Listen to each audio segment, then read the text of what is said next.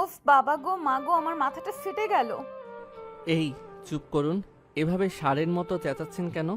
আপনি যখন উপর থেকে নামছিলেন তখন দেখতে পাননি আমি নিচ থেকে উপরে উঠছি? আপনার চোখগুলো কোথায় ছিল? আমার চোখ কপালে ছিল, আপনার চোখ কোথায় ছিল? আপনি দেখতে পাননি যে আমি নামছি? তাহলে আপনি কেন ইচ্ছে করে আমার সঙ্গে ধাক্কা খেয়েছেন আর আমাকে মাথা ফাটিয়ে দিয়েছেন? জানেন আমার মাথাটা কত ব্যথা করছে? এত কিছু জানার তো আমার কোনো প্রয়োজন নেই। আপনি ইচ্ছে করে আমার সঙ্গে এরকমটা করেছেন। সুন্দর ছেলেদের দেখলেই গায়ে পড়ে কথা বলতে ইচ্ছে করে, তাই না? চুপ করেন, আপনি একদম বেয়াদবের মতো কথা বলবেন না। আমার বাড়িতে আমি কি করব না করব সেটা আমার ব্যক্তিগত ব্যাপার। আপনি কেন এখানে এসেছেন সেটাই বলুন। ও তাই নাকি? আচ্ছা ঠিক আছে ম্যাডাম, তাহলে আপনিও জেনে রাখুন আপনাদের বাড়ির 3rd ফ্লোর আমি ভাড়া নিয়েছি। আশা করি আপনি আপনার উত্তর পেয়ে গেছেন। এবার দয়া করে আমার পথ ছাড়ুন। আপনার সঙ্গে ফালতু প্যাচাল করার কোনো সময় আমার হাতে নেই। ও তাই নাকি? আচ্ছা ঠিক আছে, দাঁড়ান তাহলে। আমি আজকে আব্বুর সঙ্গে কথা বলে আপনাকে বাড়ি থেকে বের করে দেবার ব্যবস্থা করছি। আপনার মতো বেয়াদব মার্কা ছেলের এই বাড়িতে কোনো জায়গা হবে না, বুঝতে পেরেছেন? এক্সকিউজ মি ম্যাডাম, সেটা করে কোনো লাভ হবে না, কারণ আমি আপনার বাবার কাছ থেকে 2 বছরের জন্য এগ্রিমেন্ট পেপার সাইন করিয়ে নিয়েছি। কারণ আমি খুব ভালো করে জানি ঢাকা শহরের বাড়িওয়ালারা একটু অন্যরকম টাইপের হয়। তাই আমি 2 বছরের ফুল পেমেন্ট করে যাতে পার্মানেন্টলি 2 বছর এই বাড়িতেই থাকতে পারি, তার জন্য এগ্রিমেন্ট পেপারে সাইন করিয়েছি। ঠিক আছে, চিন্তা করার কিছুই নেই। আমি আমার আব্বুকে দিয়ে আপনার সমস্ত টাকা ফিরিয়ে দেব এবং আপনাকে এই বাড়ি থেকে বের করে দেওয়ার বন্দোবস্ত করব। কোনোদিন আমি আমাদের বাড়িতে থাকতে দেব না, বুঝতে পেরেছেন? ঠিক আছে, আপনি চেষ্টা তো করতেই পারেন, কিন্তু কতটা সফল হবেন সেটা আমি বলতে পারছি না, কারণ আমি কখনোই কাঁচা কাজ করি না যাতে আমাকে পরে পস্তাতে হয়। সো আপনার যা ইচ্ছে আপনি তাই করেন, আমি গেলাম। এই বলে রাজ সেখানে আর এক মুহূর্ত দেরি না করে সোজা নিজের ফ্ল্যাটে চলে আসলো আর রুম গোছাতে শুরু করলো। তখনই হঠাৎ তার আম্মু তাকে ফোন দিল। সে ফোনটা রিসিভ করে তার আম্মুকে রাগ দেখাতে শুরু করলো। তোমাদেরকে আমি আগেই বলেছিলাম আমি এই বাড়িতে ভাড়া নেব না। আমার কেমন যেন মনে একটু সন্দেহ হচ্ছিল, আর এখন বাসায় ঢুকে মাত্রই বাড়িওয়ালার মেয়ের সঙ্গে আমার ঝগড়া বেঁধে গেল। মেয়েটা একদম ঝগড়াটে, আমরা এখানে থাকবো না। আরে বাবা, এইসব তুই কি বলছিস? তোর কি মাথা খারাপ হয়ে গেছে নাকি? আমরা 2 বছরের ফুল টাকা অ্যাডভান্স করে দিয়েছি, আর তুই তো ঝামেলা হবে বলেই এগ্রিমেন্টও বাড়িওয়ালাকে সাইন করিয়ে নিয়েছিস। তাহলে এখন আর এইসব কথা বলে কি লাভ? আমি কোনো কিছু জানি না আর জানতেও চাই না, শুধু এই বাড়িতে থাকবো না এটাই জানি। তুমি কালকে এখানে চলে এসো আর বাড়িওয়ালার সঙ্গে কথা বলো, আমাদের টাকা ফেরত দিয়ে দিতে আমরা এখান থেকে চলে যাব।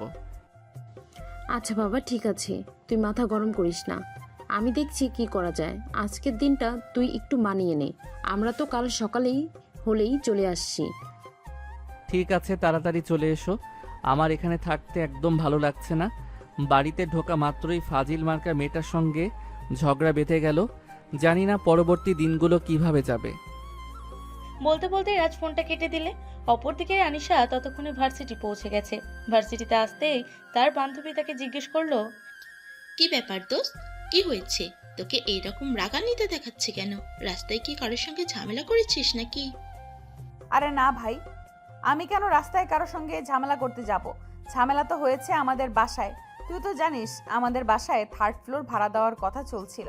আব্বু এরকম একটা বেয়াদব মার্কা ছেলেকে ওই ফ্লোরে ভাড়া দিয়েছে, সেটা আমি ভাবতেই পারছি না। আমি যখন বাসা থেকে বের হয়েছিলাম তখন ওই ছেলেটার সঙ্গে ধাক্কা লেগে আমি আমার মাথায় বড় ব্যথা পাই। তখন ছেলেটা সরি না বলে উল্টো আমাকে আরো দোষারোপ করে। আরে দোস্ত, এসব তুই কি বলছিস? আমি তো বিশ্বাসই করতে পারছি না। তোকে কেউ সরি না বলে তোর সঙ্গে উল্টে ঝামেলা করে এত বড় বুকের পাঠাকার? আমি তো সেটাই ভাবতে পারছি না। হ্যাঁ, আমারও তো কথা সেটাই। আমাদের বাড়িতে ভাড়া থাকবে আর আমার সঙ্গে গলা উঁচিয়ে কথা বলবে, এটা তো আমি একদমই সহ্য করব না। এই ছেলেটাকে আমি দেখে নেব, আর আজকেই বাসায় গিয়ে আমি আব্বুকে বলবো এদেরকে যেন বাড়ি থেকে বের করে দেয়। এরকম বেয়াদব মার্কা ভাড়াটে আমাদের প্রয়োজন নেই। হ্যাঁ ঠিক আছে, তাই করিস। আচ্ছা দোস্ত, এইসব কথা এখন বাদ দে। চল ক্যান্টিনের দিকে যাওয়া যাক। আজ সকালে বাসা থেকে নাস্তা করে আসতে পারিনি। ঠিক আছে দোস্ত, চল। আমাকেও নাস্তা করতে হবে। তুই তো জানিস আব্বু কত সকাল সকাল ঘুম থেকে উঠতে পারে না, আর আমি তো রান্নার পর্যন্ত পারি না। তাহলে আমি রান্না করব কিভাবে? তাই আমাকে প্রতিদিন ভার্সিটিতে এসে ক্যান্টিনে নাস্তা করতে হয়। এই বলতে বলতে দুজনে ভার্সিটির ক্যান্টিনে চলে আসলো আর সেখান থেকে নাস্তা শেষ করে ক্লাসে চলে গেল। ক্লাস শেষ হলে ভার্সিটি ছুটি হওয়ার পর আনিশা বাসায় চলে আসে আর বাসায় এসে দেখতে পায় তার বাবা ড্রয়িং রুমে বসে আছে। আনিশা তার বাবাকে দেখতে পেয়ে চিৎকার করে বলে ওঠে, আব্বু, আমাদের ওপরের তলায় কোনো বেয়াদব মার্কা ফ্যামিলিকে ভাড়া দিয়েছো। আমাদেরকে তুমি বাড়ি থেকে তাড়িয়ে দাও, এরা যেন আমাদের বাড়িতে না থাকে। মামনি, এটা তুমি কেমন কথা বলছো? আমি তাদের কাছ থেকে 2 বছরের টাকা অ্যাডভান্স নিয়েছি, আর ওই টাকাটা আমি খরচও করে ফেলেছি। এখন আমি তাদেরকে কোনোভাবেই এই বাড়ি থেকে বের করে দিতে পারবো না। আমি কোনো কিছু জানি না আর জানতেও চাই না। আমি শুধু তোমাকে এইটুকুই বলছি যে আমি এদেরকে এই বাড়িতে দেখতে চাই না, আর এরা যদি এই বাড়িতে থাকে তাহলে আমি থাকবো না। আরে এসব তুমি কি পাগলের মতো কথা বলছো? বললাম তো আমি তাদের কাছ থেকে 2 বছরের পুরো টাকা অ্যাডভান্স নিয়েছি, আর সব টাকাটাই আমি খরচ করে ফেলেছি। তাহলে এখন আমি তাদেরকে কিভাবে বলবো বাড়ি থেকে বের হয়ে যেতে? তুমি আমাকে জিজ্ঞাসা না করে কেন এরকম একটা বেয়াদব মার্কা ফ্যামিলির সাথে আমাদের বাড়ি ভাড়া দিলে? দেখো মামনি, সব কিছু তো আর তোমার সঙ্গে জিজ্ঞাসা করে পড়ার মতো সময় আমার হাতে থাকে না। সব কাজ সময় মতোই করতে হয়। তাছাড়া ওরা অন্যদের চাইতে বেশি টাকা দিয়ে আমাদের কাছ থেকে বাড়িটা ভাড়া নিয়েছে, তাই আমি ওদেরকে কিছু বলতে পারবো না। তাছাড়া ছেলেটার সঙ্গে আমি কথা বলেছি, তার ফ্যামিলির সঙ্গেও কথা বলেছি। তাদেরকে দেখে আর কথা বলে আমার তাদেরকে যথেষ্ট ভদ্র ফ্যামিলির বলে মনে হয়েছে, তাই আমি তাদেরকে আমার বাড়িতে ভাড়া দিয়েছি। ঠিক আছে, তাহলে তুমি তোমার ভাড়াটিয়াদের নিয়ে এই বাড়িতে থাকো, আমি এই বাড়িতে থাকবো না। আমি কালকেই হোস্টেলে চলে যাব। এগুলো কেমন ধরনের কথা? আমি সেটাই বোঝাতে পারছি না। তুমি হোস্টেলে চলে যাবে, তোমার পড়াশোনার খরচ কে দেবে? হোস্টেলের খরচ কে দেবে? তুমি তো জানোই আমি কোনো চাকরি করতে পারি না, চাকরি ছেড়ে দিয়েছি অনেক বছর। এই মুহূর্তে তোমার পড়াশোনা আর হাত খরচ চালানোর জন্য আমি বাড়িটা ভাড়া দিয়েছি। তুমি এরকম কথা বলো তাহলে তো চলবে না। আনিশা তখন তার আব্বুকে আর কোনো কথা না বলে নিজের রুমে চলে গেল আর বিছানায় শুয়ে মোবাইল টিপতে লাগলো। এদিকে তখনই হঠাৎ কেউ দরজায় কলিং বেল বাজাতে লাগলো। অনেকক্ষণ ধরে কলিং বেল বাজাচ্ছে কিন্তু কেউ দরজা খুলছে না। আনিশা মনে মনে ভাবলো হয়তো তার আব্বু ঘুমিয়ে পড়েছে, তাই সে নিজেই গিয়ে দরজাটা খুললো। আর দরজা খুললে সে তার সামনে রাজকে দেখতে পেল আর বলতে লাগলো, কি ব্যাপার, কি সমস্যা আপনার? আপনি আবার এখানে এসেছেন কেন?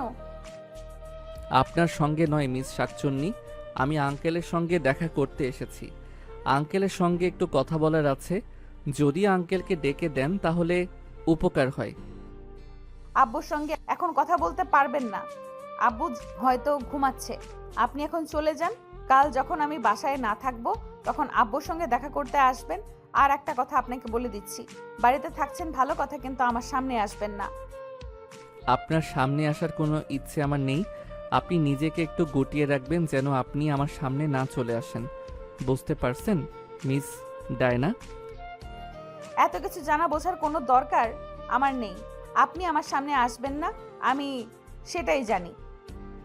সরি ম্যাডাম, যেহেতু একই বাড়িতে থাকছি তাই কখন সামনে পড়ে যায় সেটা তো বলতে পারছি না, তাই আপনাকে বলে দিলাম যেন আপনি নিজেই সতর্ক থাকেন আর আমার সামনে না পড়েন। বাই দ্য ওয়ে ম্যাডাম, আপনার নামটা তো জানা হলো না, আমি কি আপনার নামটা জানতে পারি? কেন, আমার নাম জেনে আপনার কি লাভ? লাভ লস তো সেরকম হিসাব করিনি আমি, তবে একই বাড়িতে যখন থাকি তখন আপনার সঙ্গে তো আমার কোনো দরকার করতেই পারে, তাই নামটা জেনে রাখলে ভালো হতো, নাম ধরে ডাকতে পারতাম। আমার নাম আনিশা, আনিশা রহমান। এরপর আশা করি অন্য কিছু জিজ্ঞেস করবেন না, আর আপনি অন্য কিছু জিজ্ঞাসা করলেও আমি আপনার কথার কোনো উত্তর দিব না। না, অন্য কিছু জিজ্ঞাসা করার কোনো প্রয়োজন নেই, কারণ আমি তো আপনাকে বিয়ে করছি না যে আপনার 14 গোষ্ঠী সম্পর্কে জানতে যাব। দিয়ে আর তাও আবার তোর মতো বেয়াদব মার্কা ছেলেকে, সেটা তুই ভাবলি কি করে? চুপচাপ এখান থেকে চলে যা বলছি। আমার মেজাজ খারাপ করিস না, আমার মেজাজ খারাপ করলে কিন্তু আমি উচ্চ লেভেলে বেয়াদব হয়ে যাই। আর বেয়াদবদের সঙ্গে আমিও খুব ভালো আচরণ করতে পারি না। সো ম্যাডাম, এসব কথা বলে কোনো লাভ নেই। যাই হোক ম্যাডাম, আমি এখন আসছি। আর একটা কথা, আঙ্কেল ঘুম থেকে উঠলে বলে দেবেন আমি ওনার সঙ্গে দেখা করতে এসেছিলাম। আমি পারবো না। আমি আপনার টাকায় কেনা চা করে নই যে আপনি আমাকে যেটা বলবেন সেটাই করতে হবে। তাছাড়া আমি কেন আপনার হুকুমদার এটা করতে যাব? আপনি কাল সকালে এসে আব্বুর সঙ্গে দেখা করবেন, আর যদি না পারেন তাহলে আমার কিছু করার নেই। যাই হোক, আপনি এখন আসেন, আমি পড়তে বসবো। এই বলে রাজকে আর কোনো কথা বলার সুযোগ না দিয়ে আনিশা দরজা বন্ধ করে দিল আর তারপর নিজের রুমে চলে আসলো। রাজ মনে মনে ভাবতে লাগলো, এ কোন রকমের বেয়াদব মার্কা মেয়ের মুখের ওপর দরজাটা বন্ধ করে দিল। এই মেয়েটাকে ফ্যামিলি থেকে কোনো শিক্ষাই পায়নি। এসব ভাবতে ভাবতে রাজ নিজের ফ্ল্যাটে চলে আসলো। সেই রাতের খাবার জন্য হোটেল থেকে কিছু খাবার নিয়ে এসেছিল, সেগুলো খেয়ে ঘুমিয়ে পড়লো। পরের দিন সকালে আবার তাকে নতুন ভার্সিটিতে যেতে হবে। সকালবেলা ঘুম থেকে উঠে ফ্রেশ হয়ে রেডি হয়ে নিল আর তারপর বাসা থেকে বের হয়ে ভার্সিটির উদ্দেশ্যে রওনা দিল। আজকে তার ভার্সিটিতে প্রথম দিন, তাই সকালবেলা একটু তাড়াতাড়ি চলে এসেছে। ভার্সিটিতে এসে নিজের ক্লাসরুম খুঁজছিল, তখনই হঠাৎ আনিশার সঙ্গে তার ধাক্কা লেগে গেল আবারও। তখন আনিশা রাজকে না দেখে রাজের গালে ঠাস ঠাস করে 2টা চড় বসিয়ে দিল। এই ছেলে কি সমস্যা? চোখে দেখতে পান না নাকি? সুন্দরী মেয়ে মানুষ দেখলেই গায়ে পড়তে ইচ্ছে করে। এক্সকিউজ মি ম্যাডাম, আপনি আমাকে চড় মারলেন কেন? আমি তো এদিক দিয়ে যাচ্ছিলাম আর নিজের ক্লাসরুম খুঁজছিলাম, তখনই আপনার সঙ্গে ধাক্কা লেগে গেল। তাই বলে কি আপনি আমাকে চড় মারবেন নাকি? কথাটা শুনে আনিশা ততক্ষণে রাজের দিকে ফিরে তাকালো। সেই রাজকে দেখতে পেয়ে আরো রেগে গিয়ে বলতে লাগলো, ও আচ্ছা, আমিও মনে মনে এটাই ভাবছিলাম, আমার সঙ্গে ধাক্কা খাওয়ার মতো বেয়াদব ছেলে এই ভার্সিটিতে নেই। আচ্ছা, এখন তুই আমাকে এইটা বল। ভদ্রভাবে কথা বলেন। আমি এতটা অভদ্র ফ্যামিলির ছেলে নই যে আপনার মতো একটা মেয়ের পিছনে নিতে ভার্সিটিতে চলে আসব। আমি যথেষ্ট ফ্যামিলিতে বড় হয়েছি। আর একটা কথা, আমি এই ভার্সিটিতে নতুন ভর্তি হয়েছি। আমি কেন আপনার পেছন নিতে নিতে ভার্সিটিতে আসব? ও আচ্ছা, তাই নাকি? তাহলে তো আমাকে এটা বলতে হচ্ছে যে তুই আমার পিছু নেওয়ার জন্য ভার্সিটিতে ভর্তি হয়েছিস। সরি ম্যাডাম, আমি 1 সপ্তাহ আগে এই ভার্সিটিতে ভর্তি হয়েছি আর তারপর ফ্যামিলি নিয়ে আপনাদের বাসায় ভাড়া থাকার সিদ্ধান্ত নিয়েছি। বুঝতে পেরেছেন? আপনার মতো মেয়ের পেছনে আর কোনো ইচ্ছে আগ্রহই আমার নেই। তোর মতো ছেলের সঙ্গে কথা বলারও কোনো ইচ্ছে আমার নেই। এখন চুপচাপ আমার সামনে থেকে সরে পড়। আর একটা কথা হয়েছে, তুই কে ভর্তি হয়েছিস ভালো কথা, আমার নাম বেচে খাবি না কিন্তু। মানে আপনি কি বলতে চাইছেন? আমি তো সেটাই বুঝতে পারলাম না। আমি কেন আপনার নাম বিক্রি করে খেতে যাব? আমার কি টাকা পয়সার এতটাই অভাব পড়েছে নাকি? আরে ভাই, আনিশা তোমাকে সহজে একটা কথা বলেছে, আর সেটা তুমি বুঝতে পারোনি। আনিশা হলো এই ভার্সিটির সিনিয়র ব্যাচের মেয়ে। তাছাড়া ভার্সিটিতে তার অনেকটা প্রতিপত্তি আছে। ভার্সিটির জুনিয়ররা তার কথা শুনে চলে, তাই সে তোমাকে এটাই বোঝাতে চাইছে, অন্য কিছু নয়। ও আচ্ছা, এই ব্যাপার। ঠিক আছে ম্যাডাম, কোনো সমস্যা নেই। আমি কখনোই অন্য কারোর প্রতিপত্তি নিয়ে চলতে পছন্দ করি না। আপনিও কোনো চিন্তা করবেন না। আমি আপনার নাম বিক্রি করে খাওয়ার চেষ্টা কোনো দিনই করব না, তাই চিন্তা করার কোনো কারণ নেই। ঠিক আছে, তাই যেন হয়। রাজ তখন আর কোনো কথা না বলে চুপচাপ সেখান থেকে চলে গেল আর নিজের ক্লাসরুম খুঁজে নিল।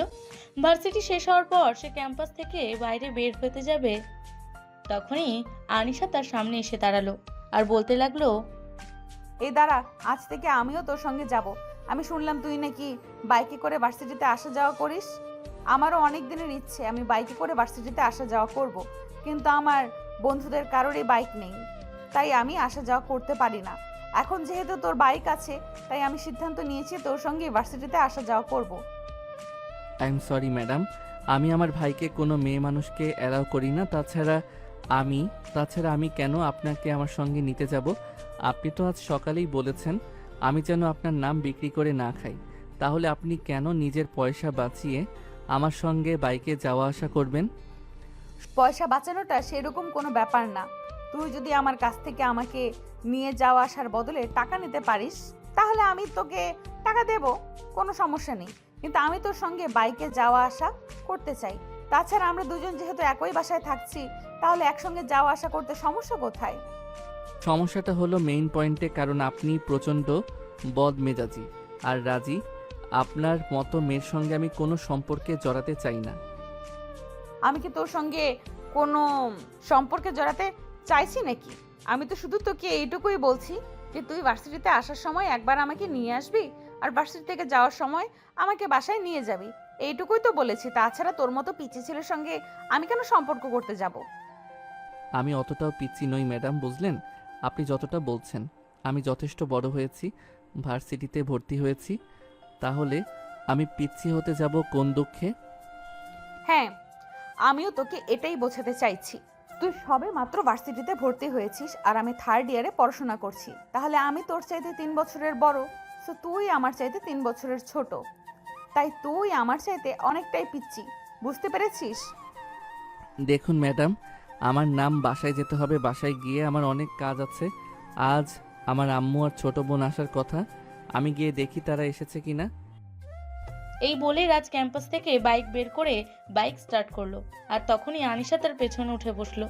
এটা দেখে রাজ বলতে লাগলো, কি ব্যাপার, কি সমস্যা আপনার? আমি না আপনাকে বলেছি আমার বাইকে কখনোই কোনো মেয়ে মানুষ ওঠে না। যদিও ওঠে তাহলে সেটা আমার ছোট বোন আর আমার আম্মু। তাছাড়া অন্য কোনো মেয়ে মানুষকে আমি আমার ভাইকে অ্যালাউ করি না। ওই দুজনের জায়গায় আরেকজন অ্যাড হয়েছে, আর আমি আজ থেকে তোর সঙ্গেই যাওয়া আসা করব। চিন্তার কোনো কারণ নেই, তোকে আমি বিল পেড করে দেব। এই বলে আনিশা রাজের কাঁধে হাত রাখলো, আর রাজ বাইক চালাতে শুরু করলো কোনো কথা না বলেই। বাসার সামনে এসে বাইক দাঁড় করাতেই আনিশা বাইক থেকে নেমে পড়লো, আর তখনই রাজের ছোট বোন সেখানে দাঁড়িয়েছিল। এটা দেখে রাজের ছোট বোন তাকে বলতে লাগলো, কি ব্যাপার ভাইয়া, বিষয়টা কি? আমি তো কিছু বুঝতে পারলাম না।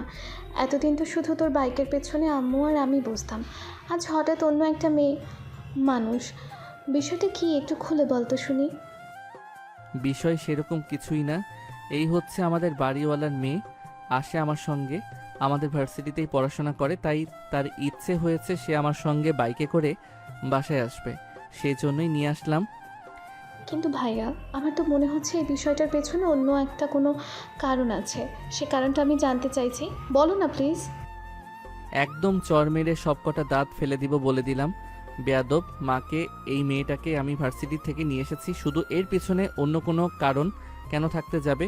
আর তোরা কখন আসলি আমাকে ফোন দিয়ে জানালি না কেন? যদি তাকে ফোন দিয়ে জানিয়ে দিতাম যে আমরা কখন এসেছি, তাহলে কি এই দৃশ্যটা দেখার সুযোগ পেতাম নাকি? ফোন দিয়ে জানাইনি বলেই তো এত সুন্দর দৃশ্যটা দেখতে পেয়েছি। এই বলে তিশা একটা শয়তানি মার্কা হাসি দিয়ে সেখান থেকে চলে যাচ্ছিল।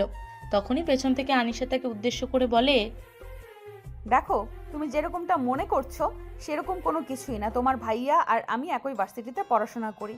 আমার অনেক দিনের ইচ্ছে বাইকে করে ভার্সিটিতে যাওয়া আসা করা, কিন্তু আমার কোনো বন্ধুদের বাইক নেই। তাই তোমার ভাইয়ার সঙ্গে ভার্সিটি থেকে আসলাম। ও আচ্ছা, ঠিক আছে আপু, তুমি কিছু মনে করো না। আমি এমনিতেই ভাইয়ার সঙ্গে ফাজলামো করছিলাম। আমাদের ভাই বোনের সম্পর্কটা এরকমই, আমরা সবসময় ফাজলামো করতে পছন্দ করি। ঠিক আছে, একবার সময় করে আমাদের বাসায় এসে তোমার সঙ্গে অনেক গল্প করব। তোমাকে আমার খুব ভালো লেগেছে। ঠিক আছে আপু, অবশ্যই আসবো। তোমাকেও আমার খুব ভালো লেগেছে। এখন তাহলে আসি। এই কথা বলে রাজ আর তৃষা দুজনেই ওপরে চলে আসলো, আর আনিশা তার নিজের ফ্ল্যাটে চলে গেল। রাজ নিজের রুমে এসে শুয়ে একটু ঘুমিয়ে পড়ল। এটা তার প্রতিদিন তার অভ্যাস। যখন কলেজে পড়াশোনা করতো তখন হয়েছে, কলেজ শেষে বাসায় এসে একটু ঘুমোতো, তারপর সন্ধ্যার দিকে ঘুম থেকে উঠে পড়তে বসতো। আর তখনই নিচের ফ্ল্যাট থেকে গান বাজনা নেওয়া আসছে। সে কিছুই বুঝতে পারছিল না, আর তার প্রচন্ড মাথা যন্ত্রণা করছিল ওই গান বাজনার শব্দে। তাই সে তার ছোট বোনকে বলল, তিশা, একটু নিচে গিয়ে দেখে আয় তো, এভাবে এত জোরে গান বাজাচ্ছে কে? কে আবার? নিশ্চয়ই এটা বাড়িওয়ালার মেয়ে হবে, কারণ গানের আওয়াজ তো 2 তলা থেকে আসবে, আর 2 তলায় তো বাড়িওয়ালা থাকে। এটা তো তুই খুব ভালো করেই জানিস। হ্যাঁ, তুই সেটাই কর। বাড়িওয়ালার মেয়েকে গিয়ে বলে আয় এত জোরে গান না বাজাতে, আমার মাথা ব্যথা করছে খুব। ঠিক আছে, আমি যাচ্ছি, তবে সে আমার কথা শুনবে কিনা সেটা তো আমি বলতে পারছি না। এই বলে তিশা নিচের ফ্ল্যাটে চলে আসলো আর কলিং বেল বাজাতে থাকলো। অনেকক্ষণ ধরে কলিং বেল বাজানোর পরেও কেউ এসে দরজা খোলে না, কারণ ভেতরে অনেক জোরে সাউন্ড বক্স বাজতেছিল। তাই হয়তো কলিং বেলের বাজার শব্দ কেউ শুনতে পায়নি। তাই তিশা ফেরত চলে আসে। ভাইয়া অনেকবার কলিং বেল বাজিয়েছে, কিন্তু কেউ দরজা খোলেনি, তাই আমি কাউকে কিছু বলতে পারিনি। আল্লাহ জানে কেন যে এমন বিপদ নিজের কপালে নিজেই ডেকে আনতে গেলাম। জানি না কেন এই বাড়িতে ভাড়া নিতে এসেছিলাম। এই বাড়ির মানুষগুলো তো মনে হয় আস্ত পাগল, তা না হলে এই ভোর সন্ধেবেলা কেউ এত জোরে গান বাজায় নাকি? সেটা আমি কি করে বলবো? তখন তো তুই আর আম্মু এসে বাসা ঠিক করেছিস। এখন তো আর কোনো কথা বলে লাভ নেই, কারণ তুই অলরেডি 2 বছরের ভাড়ার টাকা পেমেন্ট করে দিয়েছিস। হ্যাঁ, সেই জন্যই তো সমস্যায় পড়ে গেছি। তা না হলে আমি এই বাড়িতে একদমই থাকতাম না। আমার এসব কিছু একদমই ভালো লাগছে না। তিশা তখন কোনো কথা না বলে নিজের রুমে চলে আসলো আর দরজা বন্ধ করে জানালা লাগিয়ে দিয়ে পড়তে বসে গেল। কিন্তু অনেক জোরে গান বাজতেছিল, তাই গানের শব্দ রুমে আসছিল। এদিকে উচ্চ শব্দের গান বাজনায় রাজের প্রচন্ড মাথা ব্যথা করছে। সে আর কোনোভাবেই ঠিক থাকতে পারলো না, তাই সে নিজেই নিচের ফ্ল্যাটে চলে আসলো আর কলিং বেল বাজাতে শুরু করলো। প্রায় 10 মিনিট পর আনিশা এসে দরজা খুলে দিল আর রাজকে দেখতে পেয়ে বলল, কি ব্যাপার, কি হয়েছে? তুমি হঠাৎ এখানে কেন? আপনি আগে আপনার সাউন্ড বক্স বন্ধ করে আসুন, তারপর আপনাকে বলছি। হ্যাঁ, এবার বলো কি হয়েছে? আচ্ছা, আপনি কি শয়তানের বংশধর নাকি? এই ভোর সন্ধেবেলা কেউ এভাবে গান বাজনা বাজারে নাকি? তাছাড়া এখন তো পড়তে বসার সময়, আপনি পড়তে না বসে এত জোরে গান বাজনা বাজাচ্ছেন কেন? আমি নাচতে অনেক পছন্দ করি, তাই নাচ প্র্যাকটিস করছিলাম। কেন, আপনার আবার কি সমস্যা? উচ্চ শব্দে আমার মাথায় ব্যথা করে, তাই খুব মাথা ব্যথা করছে। আমি আমার বোনকে একটু আগে পাঠিয়েছিলাম, কিন্তু অনেকবার কলিং বেল চাপ দেওয়ার পরও কেউ দরজা খুলেনি। তাই আমার বোন কোনো কিছু করতে না পেরে এখান থেকে চলে গেছে। তাই আমি নিজেই চলে আসলাম আপনার সঙ্গে কথা বলতে। আপনার সমস্যায় তো আমার কিছুই যায় আসে না। আমি তো আমার মতন করেই আমার কাজ করব। আমি নাচতে পছন্দ করি, আর সামনেই ভার্সিটিতে প্রোগ্রাম আছে, সেখানেও আমার নাচ হবে। তাই এখন যদি আমি প্র্যাকটিস না করি, তাহলে তো ভার্সিটির প্রোগ্রামে ভালো করে নাচতে পারবো না। আরে ম্যাডাম, আপনি নাচানাচি করবেন সে তো বেশ ভালো কথা।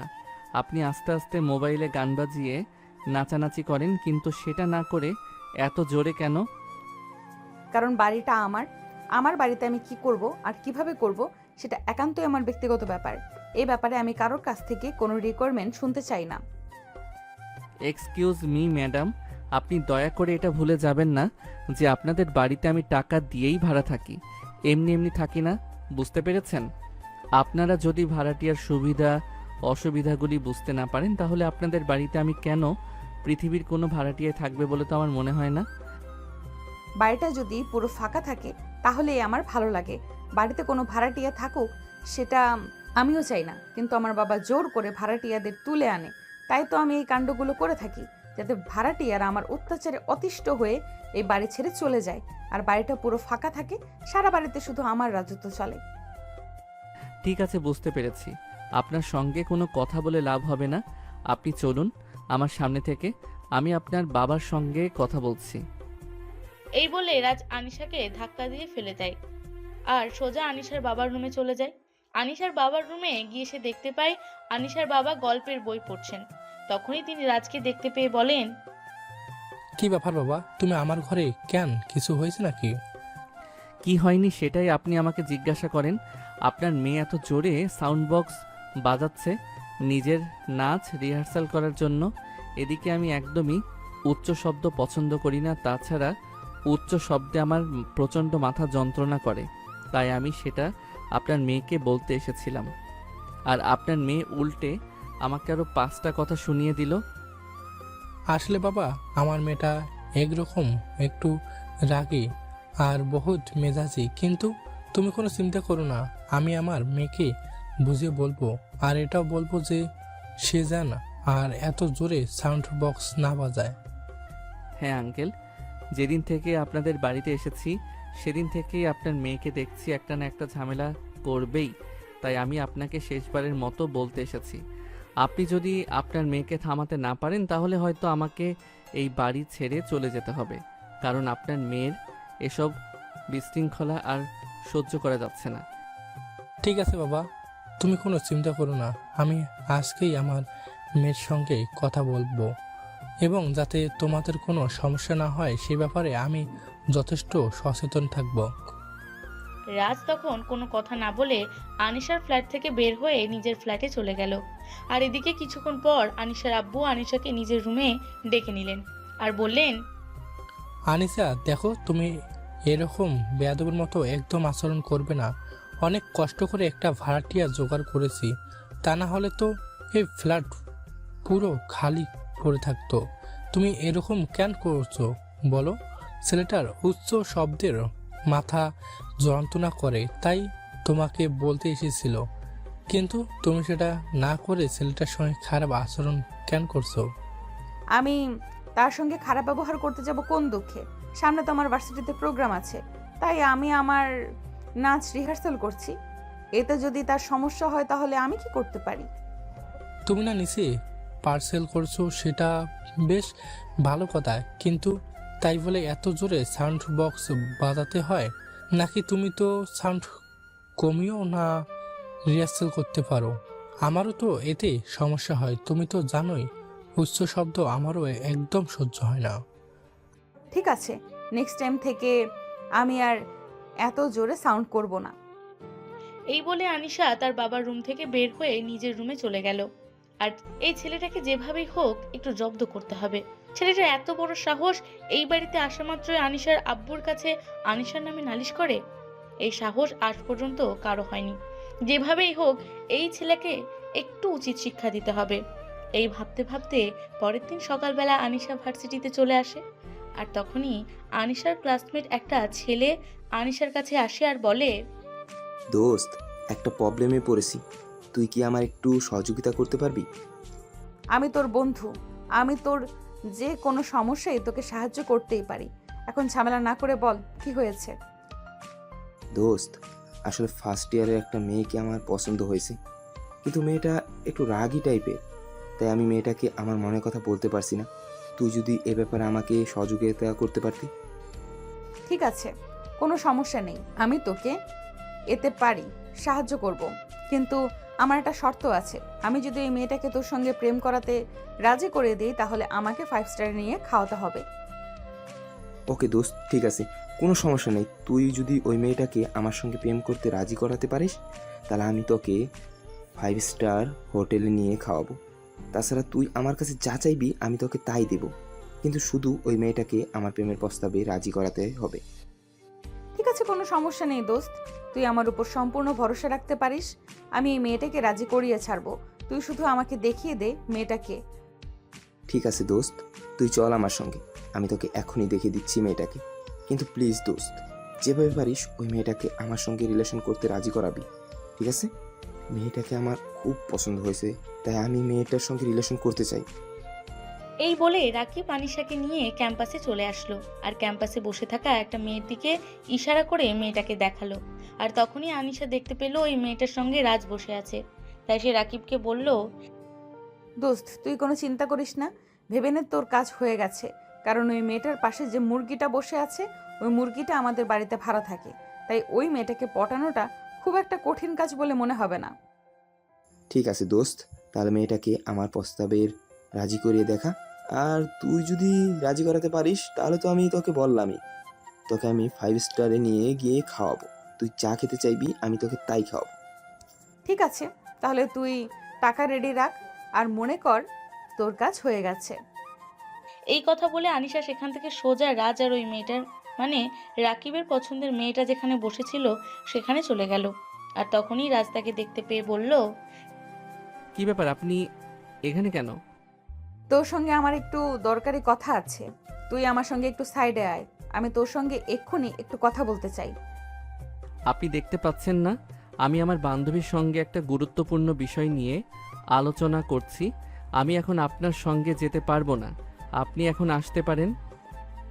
এই শোন, এই ভার্সিটিতে এখনো পর্যন্ত এমন কোনো ছেলে মানুষ আসেনি যে আমার চোখে চোখ রেখে কথা বলতে পারে, আর তুই কিনা আমার মুখে মুখে তর্ক করছিস। তো এক্ষুনি এখান থেকে ওঠ আর আমার সঙ্গে একটু এই দিকে আয়, আমি তোর সঙ্গে পার্সোনালি কথা বলতে চাই। আমি বললাম না আমি আপনার সঙ্গে কথা বলতে চাই না। আমি এখানে আমার বান্ধবীর সঙ্গে একটা গুরুত্বপূর্ণ বিষয় নিয়ে আলোচনা করছি, তাই আমি এখন আপনার সঙ্গে যেতে পারবো না। আপনি এখন আসতে পারেন। কিন্তু আনিশা সেই কথা মেনে সেখান থেকে চলে আসার মতো মেয়ে নয়, তাই সে তখনই রাজের শার্টের কলার ধরে ফেলল আর শার্টের কলার করে টানতে টানতে রাজকে ভার্সিটির ক্যাম্পাসের বড় আম গাছটার নিচে নিয়ে আসলো। এদিকে রাজের মেজাজ একদম 360 ডিগ্রি অ্যাঙ্গেলে গরম হয়ে আছে। প্রচণ্ড ক্ষেপে গিয়ে আনিশাকে বলতে লাগলো, কি ব্যাপার, কি সমস্যা আপনার? আপনি এভাবে ক্যাম্পাসে সমস্ত স্টুডেন্টের সঙ্গে আমাকে শার্টের কলার ধরে টানতে টানতে এখানে নিয়ে আসলেন কেন? তোর সঙ্গে প্রেম করার ইচ্ছে হয়েছে তাই প্রেম করছে।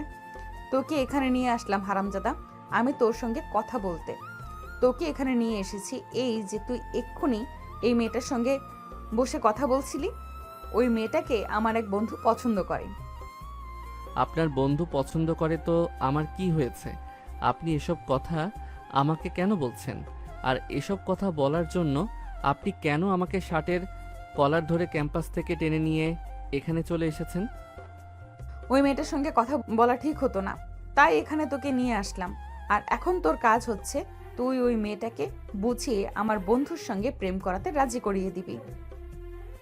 আপনার মতো আমারও মাথায় সমস্যা হয়নি যে আমি আমার বান্ধবীকে এসব কথা বলতে যাব। তাছাড়া এসব কথা বলার কোনো ইচ্ছে আমার নেই। আপনি এখন আসতে পারেন। একটা কথা বলে দিচ্ছি, এইসব কথা বলার জন্য নেক্সট টাইম আপনি কখনো আমার সামনে যাবেন না। এসব ফাজলামো আর ইতরামি আমার একদমই পছন্দ লাগে না, বুঝতে পেরেছেন? কিন্তু তুই সেটাই করবি যেটা তোর পছন্দ নয়, কারণ তুই যদি এই কাজটা না করিস তাহলে ক্যাম্পাসের সবার সঙ্গে আমি বলে দিব তুই আমার সঙ্গে সম্পর্কে আছিস। শুধু এইটুকুই নয়, আমি সবাইকে বলে দিব তুই আমার সঙ্গে রুম ডেট পর্যন্ত করেছিস। সত্যি আপনার মাথায় সমস্যা আছে। একটা মেয়ে হয়ে এসব কথা বলতে আপনার একটু লজ্জা করছে না? তাছাড়া ভার্সিটির স্টুডেন্টদের সঙ্গে যখন আপনি এসব কথা বলবেন তখন কি ভেবেছেন সবাই আমাকে ছোট করে কথা বলবে? একদমই না। আমি ছেলে মানুষ, আর ছেলেদের হাজারটা অপরাধ ঢাকা পড়ে যায়। তাহলে আমি সবার সঙ্গে এটা বলে দেব যে তুই আমাকে জোর করে ধর্ষণ করেছিস আর এখন আমাকে বিয়ে করতে অস্বীকার করছিস। কি বল, আমার আইডিয়াটা দারুণ না? বালের মাথা, এসব কুটনামি মার্কা বদবুদ্ধি আপনাদের মতো মেয়েদের মাথায় কিভাবে আসে আমি সেটাই বুঝতে পারি না। আপনি মেয়ে নাকি ডাইনি? হ্যাঁ, তুই একদম ঠিক বলেছিস। আমি আমার সঙ্গে যে ভালো ব্যবহার করে তার সঙ্গে ভালো, আর আমার কথা যে মেনে চলে না তার জন্য একদম ডাইনি। এখন তুই ভেবে বল তুই কি করবি? তোর ক্লাসমেট মেয়েটাকে আমার বন্ধুর সঙ্গে প্রেম করিয়ে দিবি নাকি মিথ্যা অপবাদ মাথায় নিবি? ঠিক আছে, আমি একটু ভেবে দেখে নিই, তারপর আপনাকে জানাবো। এই বলে রাজ সেখান থেকে আবারও তার বান্ধবীদের কাছে ফিরে আসলো। যে সেখানে ফিরে আসতেই তার বান্ধবী তাকে বলল, কি রে, কি ব্যাপার দোস্ত? ওই সিনিয়র মেয়েটা তোকে এভাবে টানতে টানতে নিয়ে গেল কেন? আর বলিস না দোস্ত, এই মেয়েটার মাথায় সমস্যা আছে, সব সময়ই এরকম করে। যাই হোক, বাদ দে এসব কথা। এখন বল, তুই আমাকে কি যেন বুঝিয়ে দিচ্ছিলি? হ্যাঁ, আমি তো তোকে এই অঙ্কটা বুঝিয়ে দিয়েছিলাম, আর তখনই তো ওই মেয়েটা এসে তোকে সরাসরি কলার ধরে টানতে টানতে নিয়ে চলে গেল। কিন্তু দোস্ত জানিস, আমার না এই বিষয়টা একটু সন্দেহ লাগছে। আমার কেন জানি মনে হয় ওই মেয়েটা আর তোর মধ্যে কোনো রিলেশন আছে। তোর কি মাথা খারাপ নাকি পেট খারাপ হয়েছে? আমি সেটাই বুঝতে পারি না। এই মেয়েটার সঙ্গে আমার কেন কোনো সম্পর্ক থাকতে যাবে? তার চাইতে বড় কথা, মেয়েটা আমার চাইতে 3 বছরের সিনিয়র। মেয়েটা এই বছর অনার্স 3rd ইয়ারে পড়াশোনা করছে। কিন্তু ভাই, তারপরেও আমার মনে একটু একটু সন্দেহ লাগছে। আর তুই তো এটা খুব ভালো করেই জানিস, বাঙালির সন্দেহ কখনোই ভুল হয় না। যাই হোক, বাদ দে সব কথা। এখন ক্লাসে চল, টিফিন পিরিয়ড শেষ হয়ে গেছে। হ্যাঁ, ক্লাসে চল। আর এসব ফালতু চিন্তা একদম করিস না। আমি রাজ এসব ঝগড়াটে মেয়েদের সঙ্গে কখনোই সম্পর্কে জড়াবো না। তাছাড়া সিনিয়র মেয়েদের সঙ্গে তো প্রশ্নই ওঠে না। এই বলতে বলতে রাজ প্রিয়া দুজনেই ক্লাসরুমে চলে আসলো। এরপর চলে গেল আরও 2 দিন। সেদিন সকালবেলায় রাজ ভার্সিটি যাওয়ার জন্য বাসা থেকে বের হচ্ছে এটা, আর তখনই আনিশা তার সামনে এসে দাঁড়িয়ে বললে, কি রে, কি ব্যাপার? তোকে না একটা কাজ করতে বলেছিলাম, আমার কাজটা কতদূর এগিয়েছে? তোর বান্ধবী কি আমার বন্ধুর সঙ্গে প্রেম করার জন্য রাজি হয়েছে? আমার তো খেদে কাজ নেই, আমি আমার বান্ধবীকে এসব কথা বলতে যাব? আমি আমার বান্ধবীকে এই ব্যাপারে কোনো কিছুই বলিনি, তাই আমার বান্ধবী এই সম্পর্ক করবে কিনা সে ব্যাপারে আমি কোনো কিছুই জানি না। আর আপনার যদি এতই জানার আগ্রহ থাকে তাহলে আপনি নিজে গিয়ে আমার বান্ধবীকে জিজ্ঞাসা করে আসুন। তোর মতো ফালতু মার্কা ছেলেকে দিয়ে কোনো কাজই হবে না। তোকে ছোট্ট একটা কাজ করে দিতে বললাম, আর তুই সেটাই করতে পারলি না। জীবনে কি করবি আমি তো সেটাই বুঝতে পারছি না। যাক, যাই হোক, বাদ দে সব কথা। তোকে কিছুই করতে হবে না, তোর বান্ধবীর সঙ্গে আমি নিজেই কথা বলে নেব। ঠিক আছে, তাহলে আপনি নিজেই করুন না, আমাকে কেন বলছেন? এসব ফালতু মার্কা কাজকর্ম আমি কখনোই করতে পারি না, আর করার কোনো ইচ্ছেও আমার নেই। এই বলে আনিশা বাসা থেকে বের হয়ে রিক্সা নিয়ে ভার্সিটিতে চলে আসলো। আর অপরদিকে রাজ বাইকে করে অনেকক্ষণ আগেই ভার্সিটিতে পৌঁছে গেছে। রাজ ভার্সিটিতে এসে তার বন্ধু বান্ধবের সঙ্গে ক্যাম্পাসে বসে আড্ডা দিচ্ছিল। প্রিয়াও সেখানে বসেছিল। তখনই আনিশা সেখানে উপস্থিত হয় আর প্রিয়াকে বলে, এই মেয়ে, তুমি একবার এদিকে আসো তো, আমি তোমার সঙ্গে একটু কথা বলতে চাই। হ্যাঁ, বলুন কি বলবেন? আমার বন্ধু রাকিব তোমাকে পছন্দ করে, এখন তুমি ওর সঙ্গে প্রেম করবে। দেখুন আপু, আপনি আমার চাইতে সিনিয়র, তাই আপনাকে সম্মান দিয়েই বলছি। এসব ফালতু মার্কা কথাবার্তা আমাকে বলতে আসবেন না। তাছাড়া আপনি একটা মেয়ে হয়ে আমাকে এসব কথা বলতে আপনার কি একটুও লজ্জা করছে না? আমার লজ্জা করবে কেন? আমি কি কাপড় চোপড় ছাড়া তোমাদের সামনে দাঁড়িয়ে আছি নাকি? আমার বন্ধু তোকে পছন্দ করে তাই তোকে বলতে এলাম। এখন এটা সত্য যে তুই আমার বন্ধুর সঙ্গে প্রেম করবি, আর তা না হলে এই ভার্সিটিতে তুই পড়াশোনা করতে পারবি না। দেখুন, আমি আপনাকে আগেই বলেছি, আপনি আমার সিনিয়র বলে এখনও আপনাকে সম্মান দিয়ে কথা বলছি। তা না হলে আমাকে এভাবে কথা বলার মজাটা আপনাকে এক্ষুনি দেখিয়ে দিতাম। যাই হোক, বাদ দেন।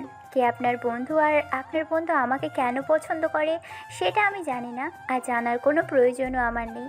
তবে এইটুকু কথা আপনাকে আমি বলে দিয়েছি, আপনার বন্ধু যেই হোক না কেন, তার সঙ্গে আমি কেন সম্পর্কে যাব? তুই শুধুমাত্র আমার বন্ধুর সঙ্গে এই কারণে সম্পর্কে যাবি যে আমার বন্ধু তোকে পছন্দ করে। এর বেশি কোনো কথা আমি বলতে চাইছি না। এই বলে আনিশা সেখান থেকে চলে যেতে চাইছিল। তখনই পেছন থেকে রাজ তার হাতটা ধরে ফেলে আর পেছন থেকে টান দিয়ে আনিশাকে নিজের অনেকটা কাছে টেনে নেয়। আর তারপর বলতে থাকে, এক্সকিউজ মি ম্যাডাম, আপনি আমাদের চাইতে সিনিয়র বলেই কিন্তু এতক্ষণ আপনার বকবকানি সহ্য করেছি, কিন্তু এখন আর সহ্য করতে পারলাম না। আপনি একটা মেয়ে হয়ে আমার বান্ধবীকে প্রেমের প্রস্তাব দিতে আসেন। আমি বুঝে পাই না আপনার আসলেই কি মাথায় সমস্যা নাকি?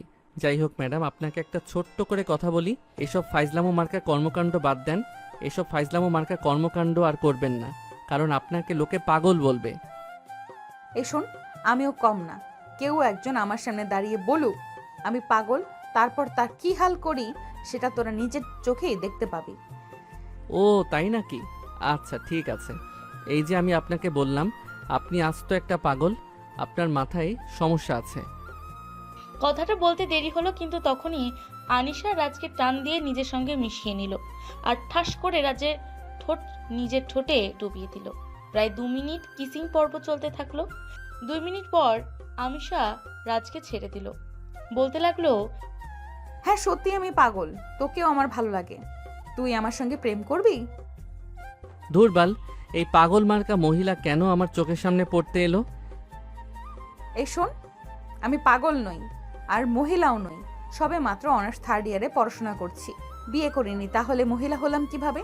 আর একটা কথা, তোর ঠোঁটগুলো কিন্তু হেব্বি মিষ্টি। কি সিগারেট খাস বলিস তো আমায়? আমিও খাবো।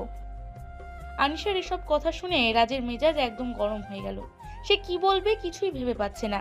এদিকে আনিশা ততক্ষণে সেখান থেকে চলে গেছে। সেদিন ভার্সিটি ছুটি হলে বাসায় আসার সময় রাজ আনিশাকে মাঝ রাস্তায় পেল, আর তখনই আনিশার পথ আগলে দাঁড়ালো। কি ব্যাপার, কি সমস্যা আপনার?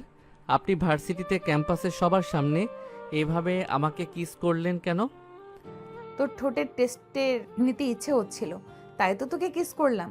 যাই হোক, তোর ঠোঁটগুলো কিন্তু সেই মিষ্টি। আচ্ছা, তুই কোন ব্র্যান্ডের সিগারেট খাস সেটা জিজ্ঞেস করেছিলাম। আমি সিগারেট খেতে যাব কোন দুঃখে? আমি কোনো সিগারেট খাই না। আর একটা কথা আপনাকে বলছি, দেখুন, এসব পাগলামো মার্কা কর্মকাণ্ড না আর কখনোই করবেন না। এসব পাগলামো মার্কা কর্মকাণ্ড পাগলকে মানায়। আর আপনি যদি নিজেকে পাগল প্রমাণিত করতে চান তাহলে করতে পারেন, আমার কোনো সমস্যা নেই। আরে বোকা মেয়েরা, পাগলি হয়, পাগল নয়। এই বলে আনিশা হাসতে হাসতে সেখান থেকে সোজা বাসায় চলে আসলো।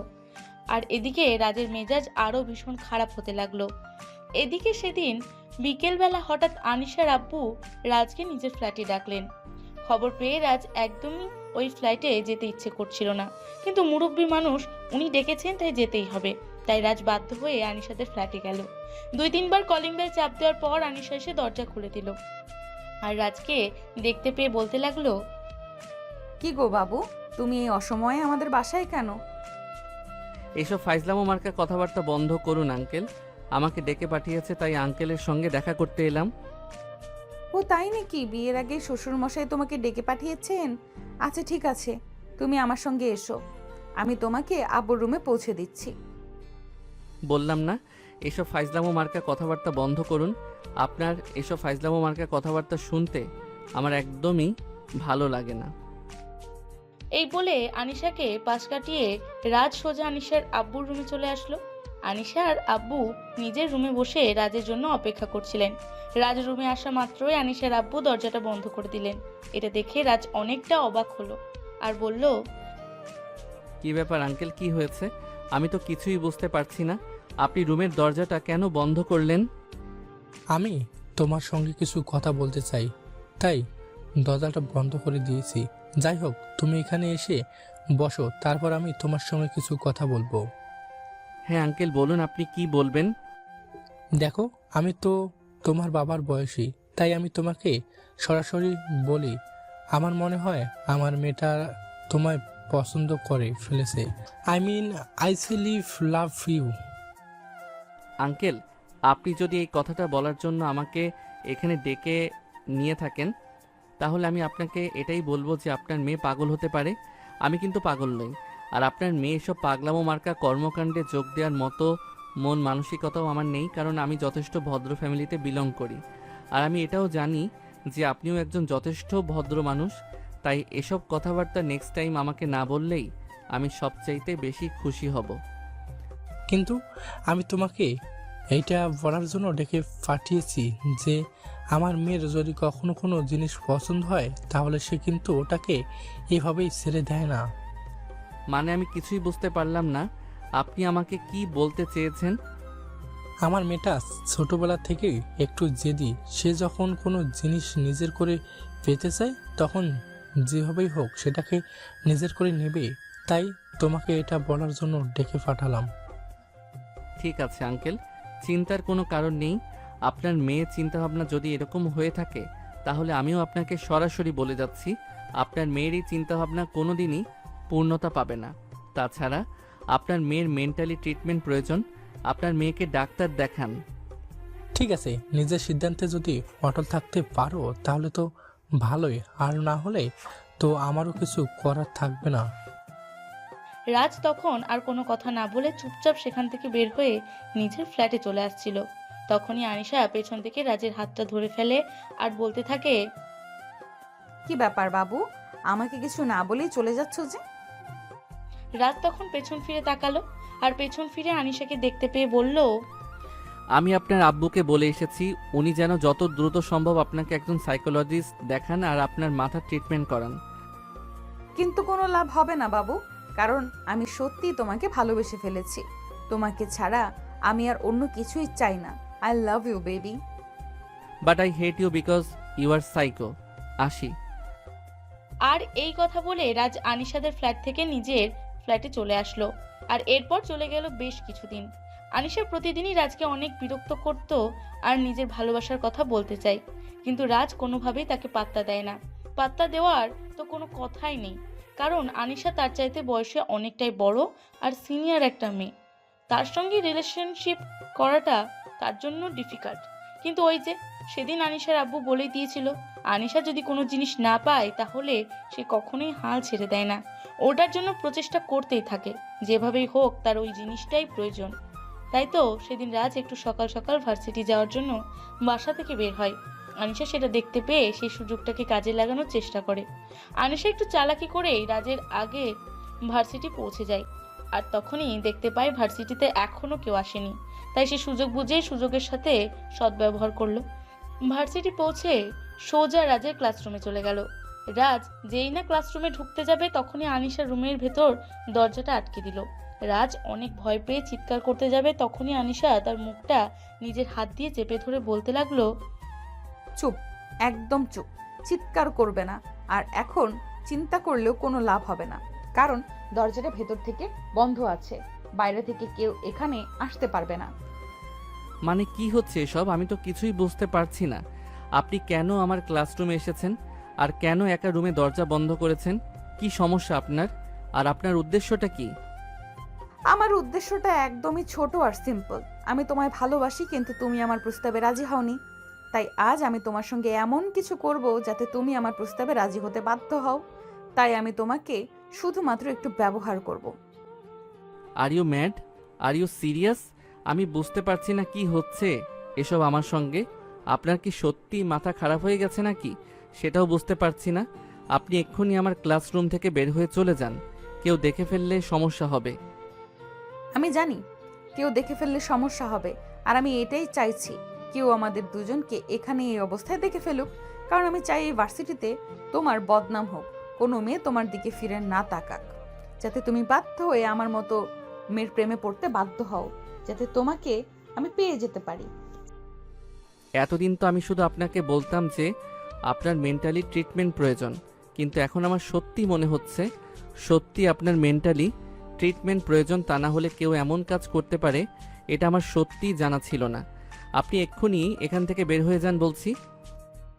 কিন্তু কেউ শোনে কার কথা? আনিশা তো কোনোভাবেই ওই রুম থেকে বের হয়ে যাবে না। আর এইভাবে দেখতে দেখতে তাদের দুজনের মধ্যে তর্কাতর্কি করতে করতে প্রায় 40 মিনিটের মতো সময় কেটে গেল।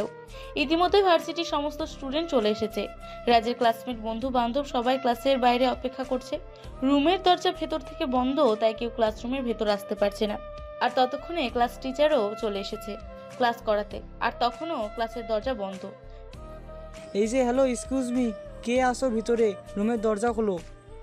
টিচার গলার আওয়াজ শুনতে পেয়ে আনিশা দরজাটা খুলে দিল।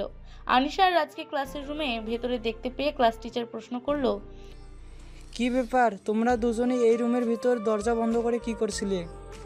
স্যার, আপনি ওকে কোনো প্রশ্ন করবেন না। আপনার যা প্রশ্ন করেন আপনি আমাকে করুন, আমি আপনার সমস্ত প্রশ্নের উত্তর দেব।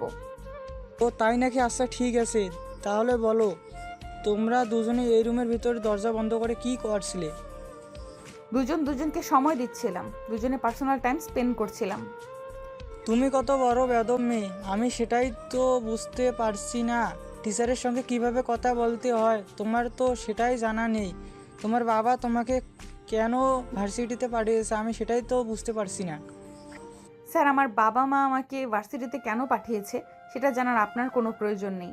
আপনার প্রয়োজন হলো ক্লাস করানো, আর আপনি ক্লাস করিয়ে তারপরে চলে যাবেন। সো আমাদের ব্যাপারে এত কিউরিয়াসিটি দেখানোর কোনো প্রয়োজন নেই। আনিশা, তুমি মেয়েটা ভুলে যেও না, আমি তোমার ক্লাস টিচার, আমার সঙ্গে ভদ্রভাবে কথা বলো। আর হ্যাঁ, আমি কিন্তু আজকের ব্যাপারটা প্রিন্সিপালের কান পর্যন্ত নেব, কারণ ভার্সিটি পড়াশোনা করার জায়গা, অকাম করার জায়গা নয়। আর আজ তুমি কেমন ছেলে, সিনিয়র একটা মেয়ের সঙ্গে ইন্টিমেট হতে তোমার একবারও লজ্জা লাগে না? স্যার প্লিজ আপনি আমার কথা শুনুন। এই মেয়েটার কথা আপনি একদম বিশ্বাস করবেন না। এই মেয়েটা সম্পূর্ণ মিথ্যা কথা বলছে, তার সঙ্গে আমার সেরকম কোনো সম্পর্ক নেই। আরে রাজ, তুমি মিথ্যা কথা কেন বলছো? তুমি সবাইকে সত্যি কথাটা বলে দাও না। তোমার আর আমার মধ্যে সম্পর্ক আছে, আর আমরা দুজনকে ভালোবাসি এবং বিয়ে করতে চাই। তাই দুজনেই শারীরিকভাবে সক্ষম কিনা সেটা পরীক্ষা করে দেখে নিয়েছিলাম। চুপ করুন আপনি। মিথ্যা বলার একটা লিমিট থাকে, আপনি একদম লিমিট ক্রস করে ফেলেছেন। এখন কিন্তু সত্যি আমার মেজাজ খারাপ হয়ে যাচ্ছে, আর আমার মেজাজ খারাপ হলে আমি কি করব সেটার কিন্তু কোনো ঠিক নেই। আচ্ছা ঠিক আছে, এখন আপাতত তোমাকে কিছু করতে হবে না, আমি এখন চলে যাচ্ছি। আর হ্যাঁ স্যার, আপনাকে বলে যাচ্ছি, আপনি ভুল করেও প্রিন্সিপাল স্যারের কাছে এইসব ব্যাপারে কিচ্ছু বলতে যাবেন না। তাহলে আজ রাজের সঙ্গে যেটা হয়েছে, কাল কিন্তু আপনার সঙ্গেও সেটা হতে পারে। সো বি কেয়ারফুল অ্যান্ড যা করবেন চিন্তা ভাবনা করে করবেন। এই বলে আনিশা সেখান থেকে নিজের ক্লাসরুমের দিকে চলে গেল। আর এদিকে ক্লাস টিচার রুমের বাইরে দাঁড়িয়ে মনে মনে বলতে লাগলো, কিরে ডেঞ্জারাস মেয়ে রে বাবা, মেয়ে মানুষ এতটা ভয়ঙ্কর হতে পারে এটা আমার জানা ছিল না। সত্যি আমি এই মেয়েটাকে না দেখলে জানতেই পারতাম না মেয়ে মানুষ এতটা ভয়ঙ্কর হয়। যাই হোক, তোমরা ক্লাসে চলো। এই বলতে বলতে সবাই ক্লাসরুমে চলে আসলো আর টিচার ক্লাস করাতে শুরু করলেন। এইভাবেই কেটে গেল সেদিনের দিনটা। ভার্সিটি শেষ হলে রাজ বাসায় চলে আসলো আর প্রতিদিনকার মতো খাওয়া দাওয়া শেষ করে নিজের রুমে চলে গেল বিশ্রাম নেওয়ার জন্য। হঠাৎ তখনই ফ্ল্যাটের দরজায় কলিং বেলের আওয়াজ শোনা গেল। তখনই রাজের ছোট বোন তিশা এসে দরজা খুলল আর দরজা খুলে এসে আনিশাকে দেখতে পেল। আনিশাকে দেখে তিশা বলতে লাগলো, কি ব্যাপার আপু, তুমি হঠাৎ আমাদের বাসায় কি মনে করে? এটা তোমার ভাইয়ের সঙ্গে একটু কথা বলতে আসছিলাম। তোমার ভাইয়া কোথায়? ভাইয়া তো নিজের রুমে আছে, তুমি চাইলে রুমে গিয়ে ভাইয়ার সঙ্গে কথা বলতে পারো। আনিশা তখন কোনো কথা না বলে সোজা রাজের রুমে চলে গেল। রাজ তখন ঘুমাচ্ছে। আনিশা রাজের বিছানায় বসে রাজের মাথায় হাত বুলাতে লাগলো। রাজ নিজের শরীরে কারো স্পর্শ পেয়ে ঘুম থেকে উঠে গেল আর চোখ মেলে তাকিয়ে এসে আনিশাকে দেখতে পেয়ে একদম চিৎকার মেরে উঠল। তখনই আনিশা তার হাত দিয়ে রাজের মুখ চেপে ধরে বলতে থাকে, আরে কি ব্যাপার, তুমি চিৎকার করছো কেন? এখানে আমি এসেছি, ভূত আসেনি। আপনি এখানে কেন এসেছেন? আবার কেন আসবো? আমি আমার হবু জামাইটার সঙ্গে দেখা করতে এসেছি। আর শোনো, ভার্সিটিতে যা হয়েছে তার জন্য সরি। সবার সামনে তোমাকে এইভাবে একটু হেনস্থার শিকার হতে হবে, কিন্তু বিশ্বাস করো, I really love you. Please, you love me. No, never. আর একটা কথা আপনাকে বলে দিচ্ছি, আপনি আমাদের প্লেটে আসবেন না, কারণ এটা আমাদের বাড়ি হলেও আমি ভাড়া দিয়ে থাকি। তো এখানে কি আসবে না আসবে সেটা আমি ঠিক করব। কিন্তু আমার মনে হয় এই কথাটা আমাকে বলে কোনো লাভ হবে না, কারণ আমি কখনোই কারোর কথা মতো চলি না। আমি আমার মতোই চলতে পছন্দ করি, আর কেউ আমাকে মাথায় বাড়ি দিয়ে কোনো কাজ করাতে পারে না। আমার যেটা ইচ্ছা হয় আমি সেটাই করি। সো আমাকে কথা বলে কতটা লাভ হবে সেটা আমি বলতে পারছি না। এই বলে আনিশা রাজের পুরো রুমটা ঘুরে ঘুরে দেখতে থাকে। এটা দেখে রাজ অনেকটা ক্ষেপে গিয়ে আনিশাকে বলতে থাকে, কি হলো, আপনি আমার ঘরে এভাবে দেখছেন কেন? আমি না বললাম আপনি এখান থেকে চলেছেন, কিন্তু আপনি আমার কোনো কথা না শুনে এখানে ঘোরাঘুরি করছেন কেন? আমি তো তোমাকে বলেই দিয়েছি, কেউ আমাকে সহজে কোনো কথা শোনাতে পারে না। আমি বরাবরই আমার ইচ্ছে মতো জলদি একটু বেশি পছন্দ করি। যাই হোক, তোমার রুমটা আমার বেশ পছন্দ হয়েছে। এইভাবে সাজিয়ে গুছিয়ে রেখো সব সময়। বলতে বলতে আনিশা রাজের রুম থেকে বের হয়ে চলে গেল। আর সে রাজের রুম থেকে বের হয়ে তিশার রুমে চলে গেল। তিশা তখন বই পড়ছিল। সে আনিশাকে দেখতে পেয়ে বলল, এবার আপু, তুমি না ভাইয়ার সঙ্গে কথা বলতে এসেছো, তাহলে ভাইয়ার রুম থেকে আমার রুমে চলে আসলে কেন? তোমার বাড়িটা না একদমই ভালো নাই, আমার সঙ্গে কথা বলতে চাইলো না, তাই তো তোমার ভাইয়ের রুম থেকে বের হয়ে তোমার রুমে চলে আসলাম। কি করব বলো? কেউ যদি ইচ্ছে করে আমার সঙ্গে কথা বলতে না চায়, তাহলে তো আর আমি তার সঙ্গে জোর করে কথা বলতে পারি না। হ্যাঁ, সেটা একদম তুমি ঠিক কথাই বলেছ। কেউ যদি কারোর সঙ্গে ইচ্ছে করে কথা বলতে না চায়, তাহলে তো আর তার সাথে জোর করে কিছু করা যায় না। যাই হোক আপু, তোমার পড়াশোনা কেমন চলছে? এই তো আলহামদুলিল্লাহ ভালোই। তোমার কি অবস্থা? এই যে চলছে কোনো রকম। যাই হোক আপু, তোমাকে একটা কথা জিজ্ঞাসা করার ছিল। এই বাসায় কি তুমি আর তোমার আব্বু থাকো? তোমার আম্মু থাকে না? না, আমার আম্মু আমি যখন অনেক ছোট তখনই মারা গেছে। এরপর আব্বু আমাকে লালন পালন করে বড় করেছে। আমার সুখের কথা চিন্তা করে আমার আব্বু আর দ্বিতীয় বিয়ে করেনি, কারণ আমার আব্বু খুব ভালো করেই জানতো আব্বু যদি দ্বিতীয় বিয়ে করে তাহলে হয়তো আমার সৎ মা আমাকে আপন করে নিতে পারবে না, আমাকে সৎ মায়ের অত্যাচারে বড় হতে হবে। তাই আব্বু আর বিয়ে করেনি। যেন সেম কাহিনীটা আমাদের সঙ্গে হয়েছে। আমার বয়স যখন 2 বছর, তখন একটা গাড়ি অ্যাক্সিডেন্টে আমার আব্বু মারা গেছে। তারপর আম্মু অনেক কষ্ট করে আমাদের 2 ভাই বোনকে লালন পালন করে এইটুকু বড় করেছে।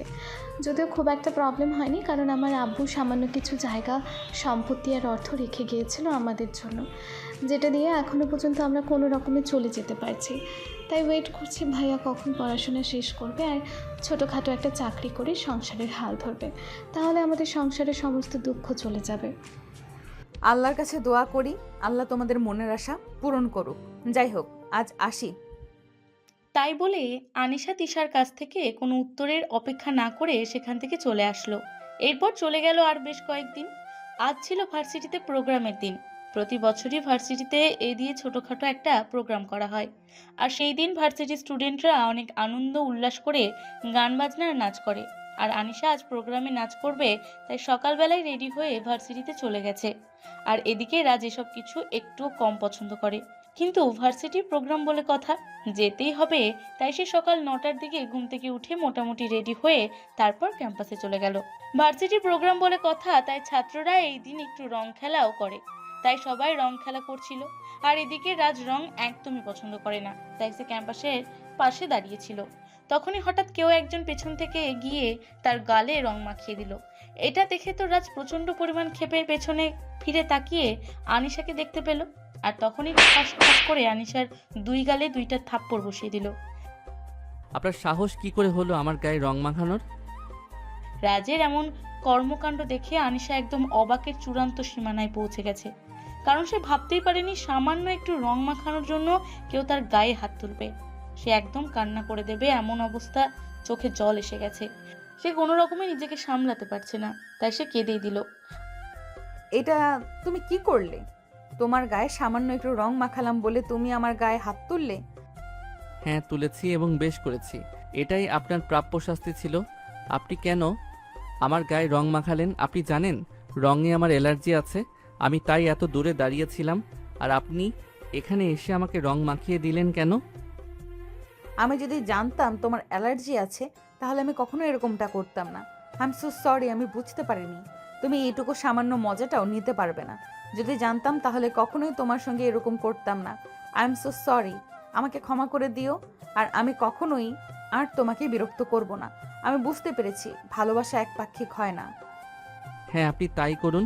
আর আমি সবচাইতে খুশি তখনই হব যখন আপনি আমার চোখের সামনে না আসবেন। আনিশা তখন আর কোনো কথা না বলে চুপচাপ সেখান থেকে চলে গেল। এরপর থেকে আনিশা রাজের সঙ্গে নিজের থেকে কোনো কথাই বলে না। যদিও রাজ নিজের থেকে কোনো কথা বলতে চায়, তখন আনিশা 10টা কথার উত্তর এক কথায় দিয়ে সেখান থেকে চলে যায়। সেও বোঝাতে চায় যে সে আর রাজের সঙ্গে কথা বলতে চায় না। তারপরের দিনগুলো তাদের এইভাবেই কাটছিল। কিন্তু রাজ তখন আর মানুষের অবহেলা সহ্য করতে পারছিল না। সে প্রায় একদম অতিষ্ঠ হয়ে গেছিল। যখন ভার্সিটিতে যেত তখন প্রায়ই আনিশার সঙ্গে দেখা হতো, কিন্তু আনিশা কখনো নিজের মুখ ঘুরিয়ে নিত আর রাজের সঙ্গে কোনো কথা না বলে সেখান থেকে চলে যেত।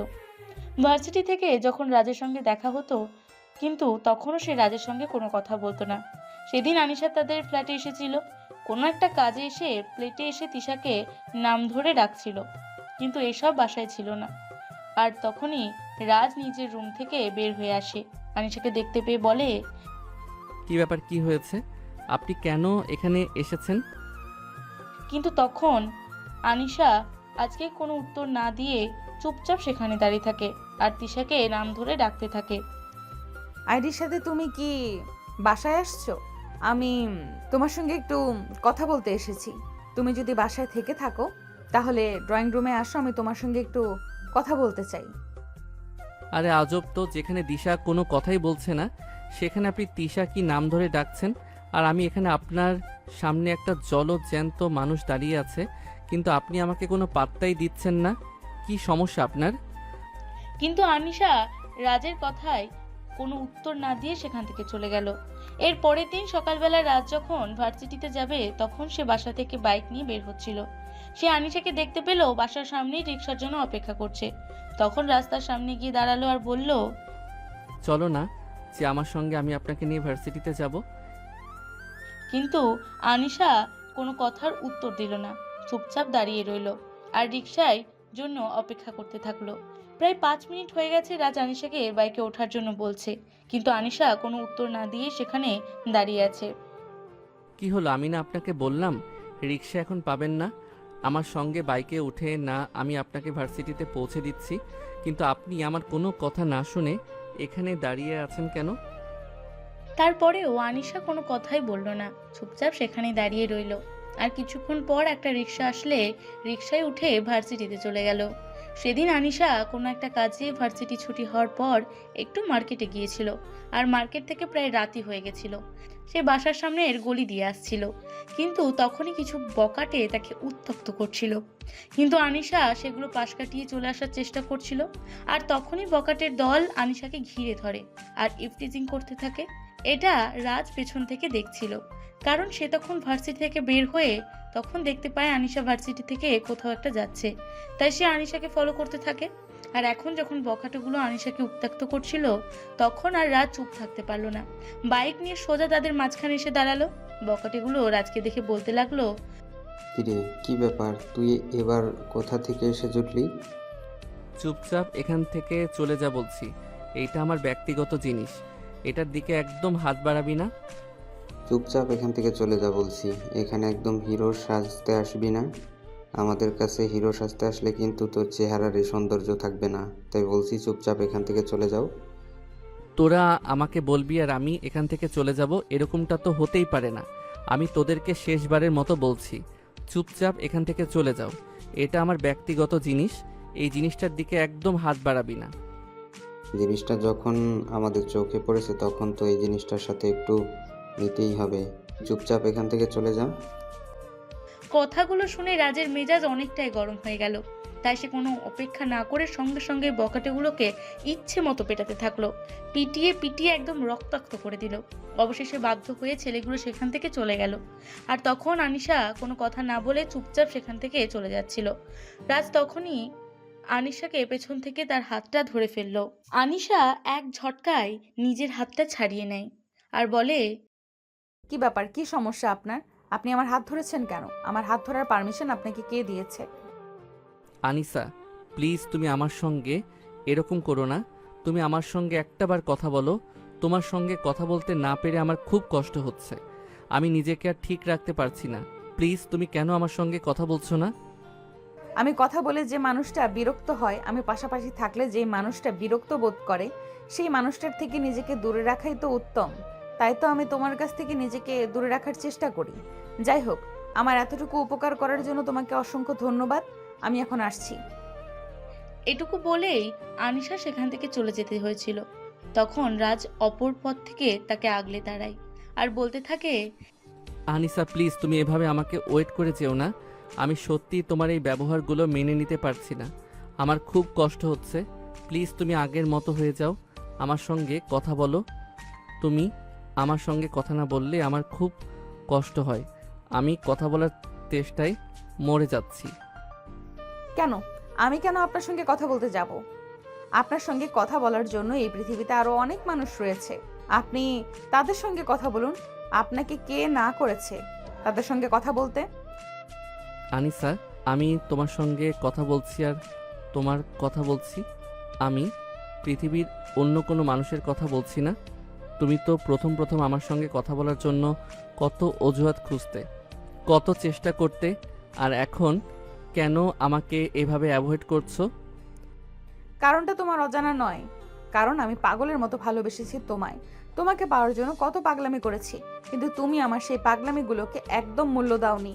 আর সেই মানুষটার কাছে আমার পাগলামি করলে মূল্য পায় না, আমার ভালোবাসাগুলো মূল্য পায় না।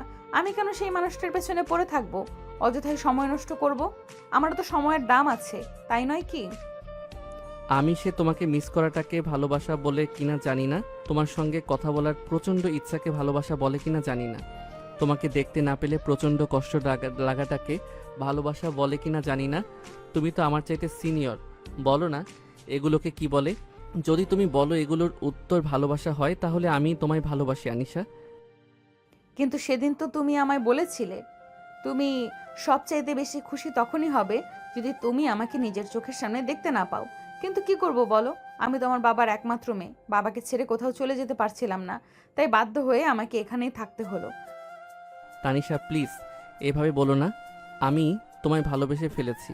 I love you Anisha, please you love me. কিন্তু আমি তো তোমার সেটা 3 বছরের সিনিয়র। সিনিয়র মেয়ের সঙ্গে তুমি কেন সম্পর্ক করবে? একটা সিনিয়র মেয়েকে কেন তুমি ভালোবাসবে?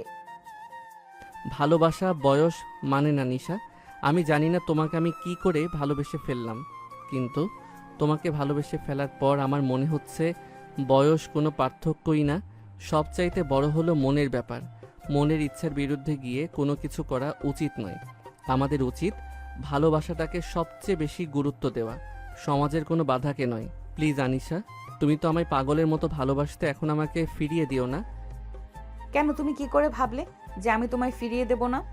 আমি যখন পাগলের মতো ভালোবেসেছিলাম, তোমাকে কাছে পেতে চাইলাম, তখন তো তুমি আমাকে হাজারটা কথা শোনালে। এখন কি তুমি বললেই আমি তোমাকে আপন করে নেব? হ্যাঁ, তাই নেবে, কারণ একটা সময় তুমি আমাকে পাগলের মতোই ভালোবাসতে।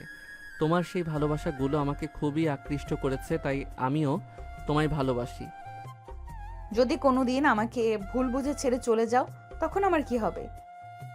আমি তোমায় কথা দিচ্ছি আনিশা, আমি তোমাকে কোনো দিনও ছেড়ে যাব না, কারণ আমি তোমাকে সত্যিই ভালোবাসি। আর সত্যিকারের ভালোবাসা দিলে কখনোই বেঁচে থাকা যায় না। আমি যদি তোমাকে হারিয়ে ফেলি তাহলে আমার বেঁচে থাকা মূল্যহীন হয়ে যাবে। আমার মরে যাওয়া ছাড়া আর কোনো উপায় থাকবে না, কারণ সত্যিকারের ভালোবাসার মানুষকে হারিয়ে কখনোই বাঁচা যায় না। কিন্তু এই যুগের ছেলে মানুষদের তো একদমই বিশ্বাস করা যায় না। আমি তোমাকে বিশ্বাস করব কিভাবে যে তুমি আমাকে ভালোবাসবে আর আমার কাছে সারা জীবন থেকে যাবে? তুমি আমায় ঠকাবে না, এর গ্যারান্টি কি? এর গ্যারান্টি আমি নিজেই, কারণ আমি তোমাকে সত্যি ভালোবাসি। তোমাকে ছাড়া আমি নিজেই বেঁচে থাকতে পারবো না, তাহলে আমি তোমাকে ছেড়ে চলে যাব কি করে? প্লিজ আমি সাথে, আমি আমার ভালোবাসা ফিরিয়ে দিও না। তুমি আমার ভালোবাসা গ্রহণ করো আর আমাকেও ভালোবাসো। আমি তো তোমাকে সেই কবে থেকে ভালোবাসি, কিন্তু তুমি তো আমাকে এভাবে অবহেলা করেছো। তোমার সঙ্গে কথা না বলে কি আমি খুব শান্তিতে ছিলাম? আমার কি একটু কষ্ট হয়নি? জানো আমি কতগুলো রাত কান্না করে কাটিয়েছি শুধুমাত্র একটিবার তোমার সঙ্গে কথা বলার জন্য।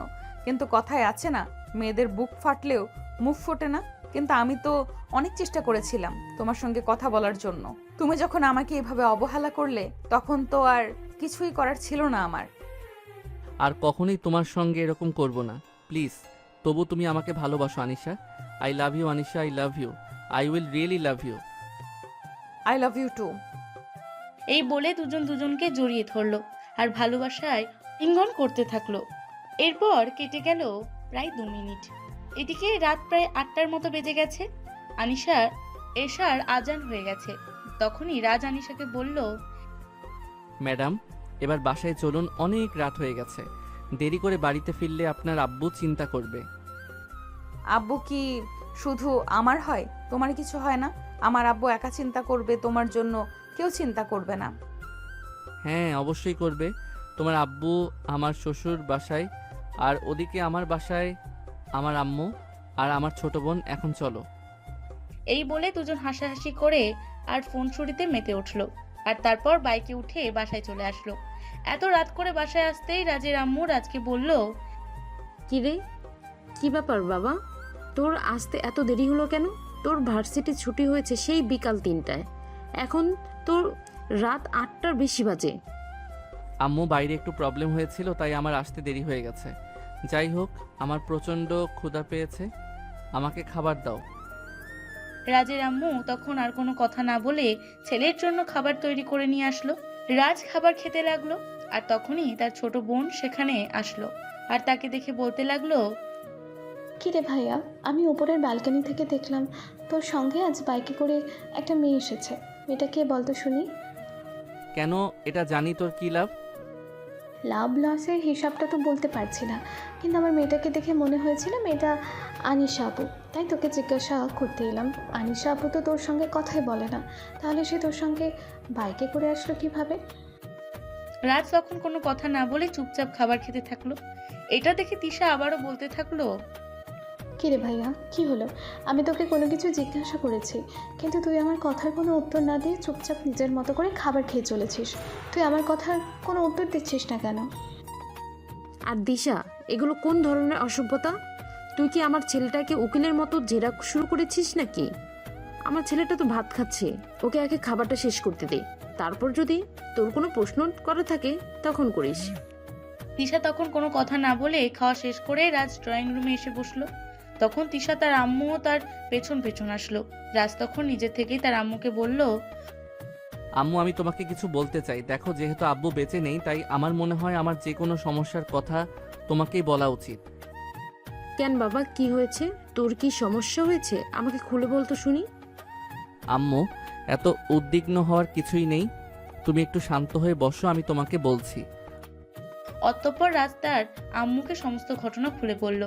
সবকিছু শুনে রাজের আম্মু বলল, কিন্তু বাবা, আনিশার আব্বু যদি এই সম্পর্ক মেনে নেয়, দেখ তুই আমার একমাত্র ছেলে, তোর ভালোতেই আমাদের ভালো, তাই আমি তোর সম্পর্ক মেনে নেব। আম্মু, তুমি হয়তো ভুলে গেছো, আমি যাব তার আব্বুর একমাত্র মেয়ে।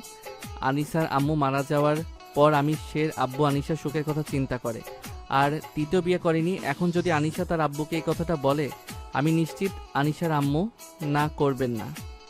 ঠিক আছে, তাহলে তো ভালোই হয়। আনিশা আব্বু যদি আনিশা কি তোর হাতে তুলে দিতে রাজি হয়, তাহলে আমাদের তো আর কোনো সমস্যা নেই, আমরা তো রাজি আছি। সত্যি বলছিস ভাইয়া? তাহলে তো খুব ভালোই হয়, কারণ আনিশা আপু এমনিতেই একটু রাগী হলেও মনের দিক থেকে খুবই ভালো একটা মেয়ে মানুষ। সে আমাকে পড়াশোনায় সব সময় সাহায্য করতো। আমি যখন কোনো সমস্যা নিয়ে তার কাছে যেতাম, তখন সে খুব সহজেই আমাকে সেটা বুঝিয়ে দিত। সত্যি আনিশা আপু আমাদের বাড়ির বউ হয়ে আসলে আমার খুব ভালো লাগবে। এই দেখ, সে আমার বউ হয়ে আসবে, তাই এত খুশি হওয়ার কোনো কারণ নেই। তুই কি বিয়ে করে বউ এনে আমাদেরকে বাড়ি থেকে বের করে দিবি? হ্যাঁ, তুই আমার বোন সেটা ঠিক আছে, কিন্তু একটা কথা বলে দিচ্ছি, আমি বিয়ে করে বউ নিয়ে আসার পর কিন্তু আমার বউয়ের উপর হুকুমদারি একদম চলবে না। আমার বউ তার নিজের ইচ্ছে মতোই চলবে, তার যখন যেটা ইচ্ছে করবে তখন সে সেটাই করবে। আমি চাই না আমার বউ আমার বাড়িতে এসে ফ্রিডমহীনতায় ভুগে। আমি চাই সেই বাবার ঘরে যেমন স্বাধীনভাবে চলাফেরা করেছে, সে শ্বশুর বাড়িতেও সেই রকম স্বাধীনভাবে চলাফেরা করবে। এইভাবেই ভাই বোনের মধ্যে বেশ কিছুক্ষণ খুনসুটি ঝগড়া চলতে থাকে। আর তারপর দুজনেই গল্পগুজব শেষ করে নিজেদের রুমে চলে যায় আর ঘুমিয়ে পড়ে। এরপর চলে গেল আরও বেশ কয়েকদিন। ইতিমধ্যে দুজনে চুটিয়ে প্রেম করছে আর ফ্যামিলিতেও জানাজানি হয়ে গেছে। তাই সেদিন রাজ তার আম্মুকে বলে সরাসরি আব্বুর সাথে কথা বলে বিয়ের দিন তারিখ ঠিক করার জন্য। তার নাকি আনিশাকে ছেড়ে ঘুমাতে কষ্ট হয়। এই কথা শুনে তিশা দুষ্টুমি করে বলল, ওরে বাবারে বাবা, এখনও 1 মাস হলো না প্রেম করছিস, আর এখনই প্রেমিকাকে ছাড়া ঘুমাতে কষ্ট হয়? এটা আমি জীবনে প্রথম শুনলাম। যাই হোক, আম্মু তোমার ছেলেকে বউ এনে দাও, তা না হলে তো মনে হয় তোমার ছেলে নিজেই শ্বশুরবাড়িতে চলে যাবে বউয়ের সঙ্গে সময় কাটানোর জন্য। দেখ, একদম ফাজলামো করিস না, এইসব ফাজলামো আমার একদম ভালো লাগে না। আমার ছেলে কাউকে ভালোবেসে তার জন্য মন পুড়তেই পারে, তাছাড়া সে বিয়ে করে বাড়িতে বউ দিয়ে আসতে চাইছে, এখানে তো খারাপের কিছুই দেখছি না। তাহলে এটা নিয়ে আবার কথা বলার কি আছে? তাহলে আমাকেও শ্বশুরবাড়ি পাঠিয়ে দাও, আমার তো আমার হবু জামাইকে ছাড়া থাকতে অনেক কষ্ট হচ্ছে, তাই না? একদম চটকানা মেরেছে, তোর সবকটা দাঁত ফেলে দিব বলে দিলাম। এই তো সবেমাত্র কলেজে উঠেছিস আর এখনই জামাইয়ের জন্য পাগল হয়ে গেছিস কেন? আগে পড়াশোনাটা মন দিয়ে কর, ভার্সিটিতে ওঠ, তারপর না হয় জামাইয়ের চিন্তা করিস। ওরে বাবারে বাবা, তোমার বেলায় সব কিছু ঠিক আছে, আর ভুল হলো আমার বেলায়। তুমি যদি ভার্সিটিতে উঠেই বিয়ে করে বউ নিয়ে সংসার করতে পারো, তাহলে আমি তো কলেজে পড়াশোনা করছি, তাহলে আমি কেন আমার জামাইকে নিয়ে চিন্তা করতে পারবো না? তুমি বিয়ে করলে আমিও বিয়ে করব। ও তাই নাকি? তাহলে আম্মু একটা কাজ করো, রাস্তা থেকে একটা রিক্সাওয়ালা ধরে এনে তোমার মেয়ের সঙ্গে বিয়ে দিয়ে দাও, তারপর তোমার মেয়েকে ওই রিক্সাওয়ালার বাড়িতে পাঠিয়ে দাও সংসার করার জন্য। কেন আমি রিক্সাওয়ালাকে বিয়ে করব কেন? তুই একটা রাস্তার মেয়েকে বিয়ে করে নিয়ে আয়, আমি কেন অযথাই রিক্সাওয়ালার জীবনটা নষ্ট করতে যাব? আমি তো চাই ভালো ঘরের একটা ছেলেকে বিয়ে করে তাকে গাধা বানিয়ে খাটাতে। আরে বাবা, তোরা দুইটা দয়া করে এইসব ফাজলামো মার্কা কথাবার্তা বন্ধ কর। আমি এইসব কথাবার্তা আর সহ্য করতে পারছি না, তোদের নিয়ে আর পারি না। চুপচাপ এখান থেকে যা, তারপর আমাকে চিন্তা ভাবনা করতে দেই কিভাবে কি করা যায়। রাজের আম্মু এই কথা শোনার পর রাজ আর তিশা সেখান থেকে চলে গেল। আর এর পরের দিন রাতে আম্মু সোজা আনিশাদের ফ্ল্যাটে চলে গেল। আনিশার আব্বু তখন ড্রয়িং রুমে বসে টিভি দেখছিলেন। আনিশার আব্বু রাজের আম্মুকে দেখে সালাম দিলেন আর তারপর কৌশলাদি বিনিময় করে বললেন, তা কি ব্যাপার ভাবি, আপনি তো গত 4 মাসে একবারের জন্য আমাদের ফ্ল্যাটে আসেননি, হঠাৎ কি মনে করে? ভাই সাহেব, আপনার সঙ্গে জরুরি বিষয়ে একটা কথা বলার ছিল, তাই আসলাম, কিন্তু বলতে একটু সংকোচ বোধ করছে। আপনি যদি অনুমতি দিতেন তাহলে আমি নিঃসংকোচে বলতে পারতাম। আরে ভাবি, এত সংকোচ বোধ করার কি আছে? কি বলবেন বলে ফেলুন না, আমি তো আপনার ভাইয়ের মতোই, তাই না? আসলে আপনার মেয়ে আর আমার ছেলে দুজন দুজনকে ভালোবেসে, তাই আমি তাদের ব্যাপারে কথা বলতে এসেছিলাম। সে তো দুজন দুজনকে ভালোবাসে, তাই অতিরিক্ত জনের 4 হাত এক করে দেওয়ার ব্যাপারটা যদি আমরা একটু তাড়াতাড়ি করে ফেলতাম তাহলে ভালো হতো। ভাবি, আপনি জানেন কি বলেছেন? আপনার ছেলে আমার মেয়ের চাইতে 3 বছরের ছোট। আমার মেয়ে 3rd ইয়ারে পড়ে আর আপনার ছেলে 1st ইয়ারে। ভাই সাহেব, আমি সব কিছুর জানি, কিন্তু কিছুই তো করার নেই। আপনার মেয়ে আর আমার ছেলে দুজন দুজনকে ভালোবাসে। এখন যদি আমরা নিজেদের কথা চিন্তা করতে গিয়ে ওদের ভালোবাসাকে প্রায়োরিটি না দিই, তাহলে তো ওরা দুজন দুজনার ভালোবাসা হারিয়ে ফেলবে। আর ভালোবাসাবিহীন জীবনটা কতটা কষ্টের সেটা আশা করি আপনি জানেন, কারণ আপনি তো যুবক বয়সী বউকে হারিয়েছেন। হ্যাঁ, সেটা তো খুব ভালো করেই জানি, কিন্তু তারপরও সমাজ কি বলবে সেই কথাটা অন্তত আমাদের একবার হলেও চিন্তা করা উচিত। কথাগুলো শুনতে শুনতে আনিশা নিজের রুম থেকে বের হয়ে ড্রয়িং রুমে আসে। তখন তার আব্বুকে উদ্দেশ্য করে বলে, আব্বু, আমি সমাজের কথা চিন্তা করে নিজেই ভালোবাসাকে হারাতে চাই না। সমাজ কোনো দিন আমার ভালোবাসাকে আমার হাতে তুলে দেবে না। আমি যদি ভালো না থাকতে পারি, সমাজ আমাকে কোনো দিন ভালো রাখবে না। নিজের ভালো থাকা এবং ভালো রাখাটাকে নিজেকেই খুঁজে নিতে হয়। তাই সমাজের কথা চিন্তা করে আমি আমার ভালোবাসার মানুষটাকে হারাতে চাই না। ঠিক আছে, তুমি যদি সমাজের কথা চিন্তা না করে নিজের ভালোবাসাকে হারাতে না চাও, তাহলে আমি কেন সমাজের কথা চিন্তা করে তোমার সুখ বিসর্জন দিব? কারণ আমি তো আমার সারা জীবনের সুখ বিসর্জন দিয়েছি তোমার কথা চিন্তা করে। তাহলে আমি এখন কেন তোমার সুখের কথা চিন্তা করতে পারবো না? তোমার ভালো থাকাতেই আমার ভালো থাকা। আমি আমার নিজের হাতে তোমাকে রাজের হাতে তুলে দিতে চাই। কথাটা শুনে রাজের আম্মু বললেন, আলহামদুলিল্লাহ বিআই সাহেব, আমি ভাবতেই পারিনি আপনি এভাবে এত সহজে রাজি হয়ে যাবেন। যাই হোক, আপনি যখন রাজি হয়ে গেছেন তখন তো আর কোনো ঝামেলাই নেই। তাহলে তো শুভ কাজে দেরি কেন? আমরা এই সপ্তাহে শুভ কাজটা সেরে ফেলতে পারি। এত তাড়াতাড়ি? কিন্তু পরিস্থিতিরও তো একটা ব্যাপার আছে। আমার একমাত্র মেয়ে বলে কথা। কোনো সমস্যা নেই বিআই সাহেব, আমাদের কোনো কিছু চাই না। আমাদের শুধু একটা বৌমা হলেই চলবে। আমরা একটু ঘরোয়াভাবে আয়োজন করেই আমাদের বৌমাকে আমাদের ঘরে তুলিতে চাই। আমাদের এত বিশাল আয়োজন করার তো প্রয়োজন নেই। তাছাড়া আপনি তো আমাদের আর্থিক অবস্থানটা জানেনই। এই মুহূর্তে বিশাল বড় আয়োজন করে বৌমাকে ঘরে নেওয়ার মতো আমাদের আর্থিক অবস্থান নেই। হ্যাঁ আব্বু, আমার শাশুড়ি আম্মা একদম ঠিক কথাই বলেছেন। আমি চাই না আমার জন্য তাদেরকে একটা ঝামেলায় পড়তে হোক। তা আমি সিদ্ধান্ত নিয়েছি বিয়ের পর আমি তোমার সঙ্গেই থাকবো। তারপর পড়াশোনা শেষ করে যদি একটা চাকরি করতে পারি আর জামাইয়ের দায়িত্ব নিতে পারি, তখনই শ্বশুরবাড়ি যাব। এটা কেমন কথা বৌমা? তুমি কেন আমাদের ফ্যামিলির দায়িত্ব নিতে যাবে? আমার ছেলেটা এত বড় হয়েছে, আশা করি পড়াশোনা শেষ করে নিশ্চয়ই সে ভালো কিছু একটা করতে পারবে আর তোমার দায়িত্ব নিতে পারবে। তুমি কেন এইসব কথা বলছো? আম্মু, এটা তো কোনো হাদিসে লেখা নেই যে শুধু ছেলেদেরই মেয়েদের দায়িত্ব নিতে হবে। একটা মেয়েও তো পারে একটা ছেলের দায়িত্ব নিতে। আচ্ছা বৌমা, ঠিক আছে, তোমাদের যেটা ভালো মনে হয় তোমরা সেটাই করো। তোমাদের সিদ্ধান্তে আমরা কখনোই বাধা হয়ে দাঁড়াবো না। ঠিক আছে, আজ তাহলে আসি, আর বিয়ের জন্য প্রস্তুতি নেই। এই বলে রাজের আম্মু আনিশা যাদের ফ্ল্যাট থেকে নিজেদের ফ্ল্যাটে চলে গেল আর রাজকে এই খুশির খবরটা দিল। এরপর মহা আনন্দের সঙ্গে তাদের দুজনের বিয়ের কাজ সম্পূর্ণ হয়ে গেল। ইতিমধ্যে কেটে গেছে দীর্ঘ 5 বছর। রাজ আনিশা দুজনেই পড়াশোনা শেষ করেছে।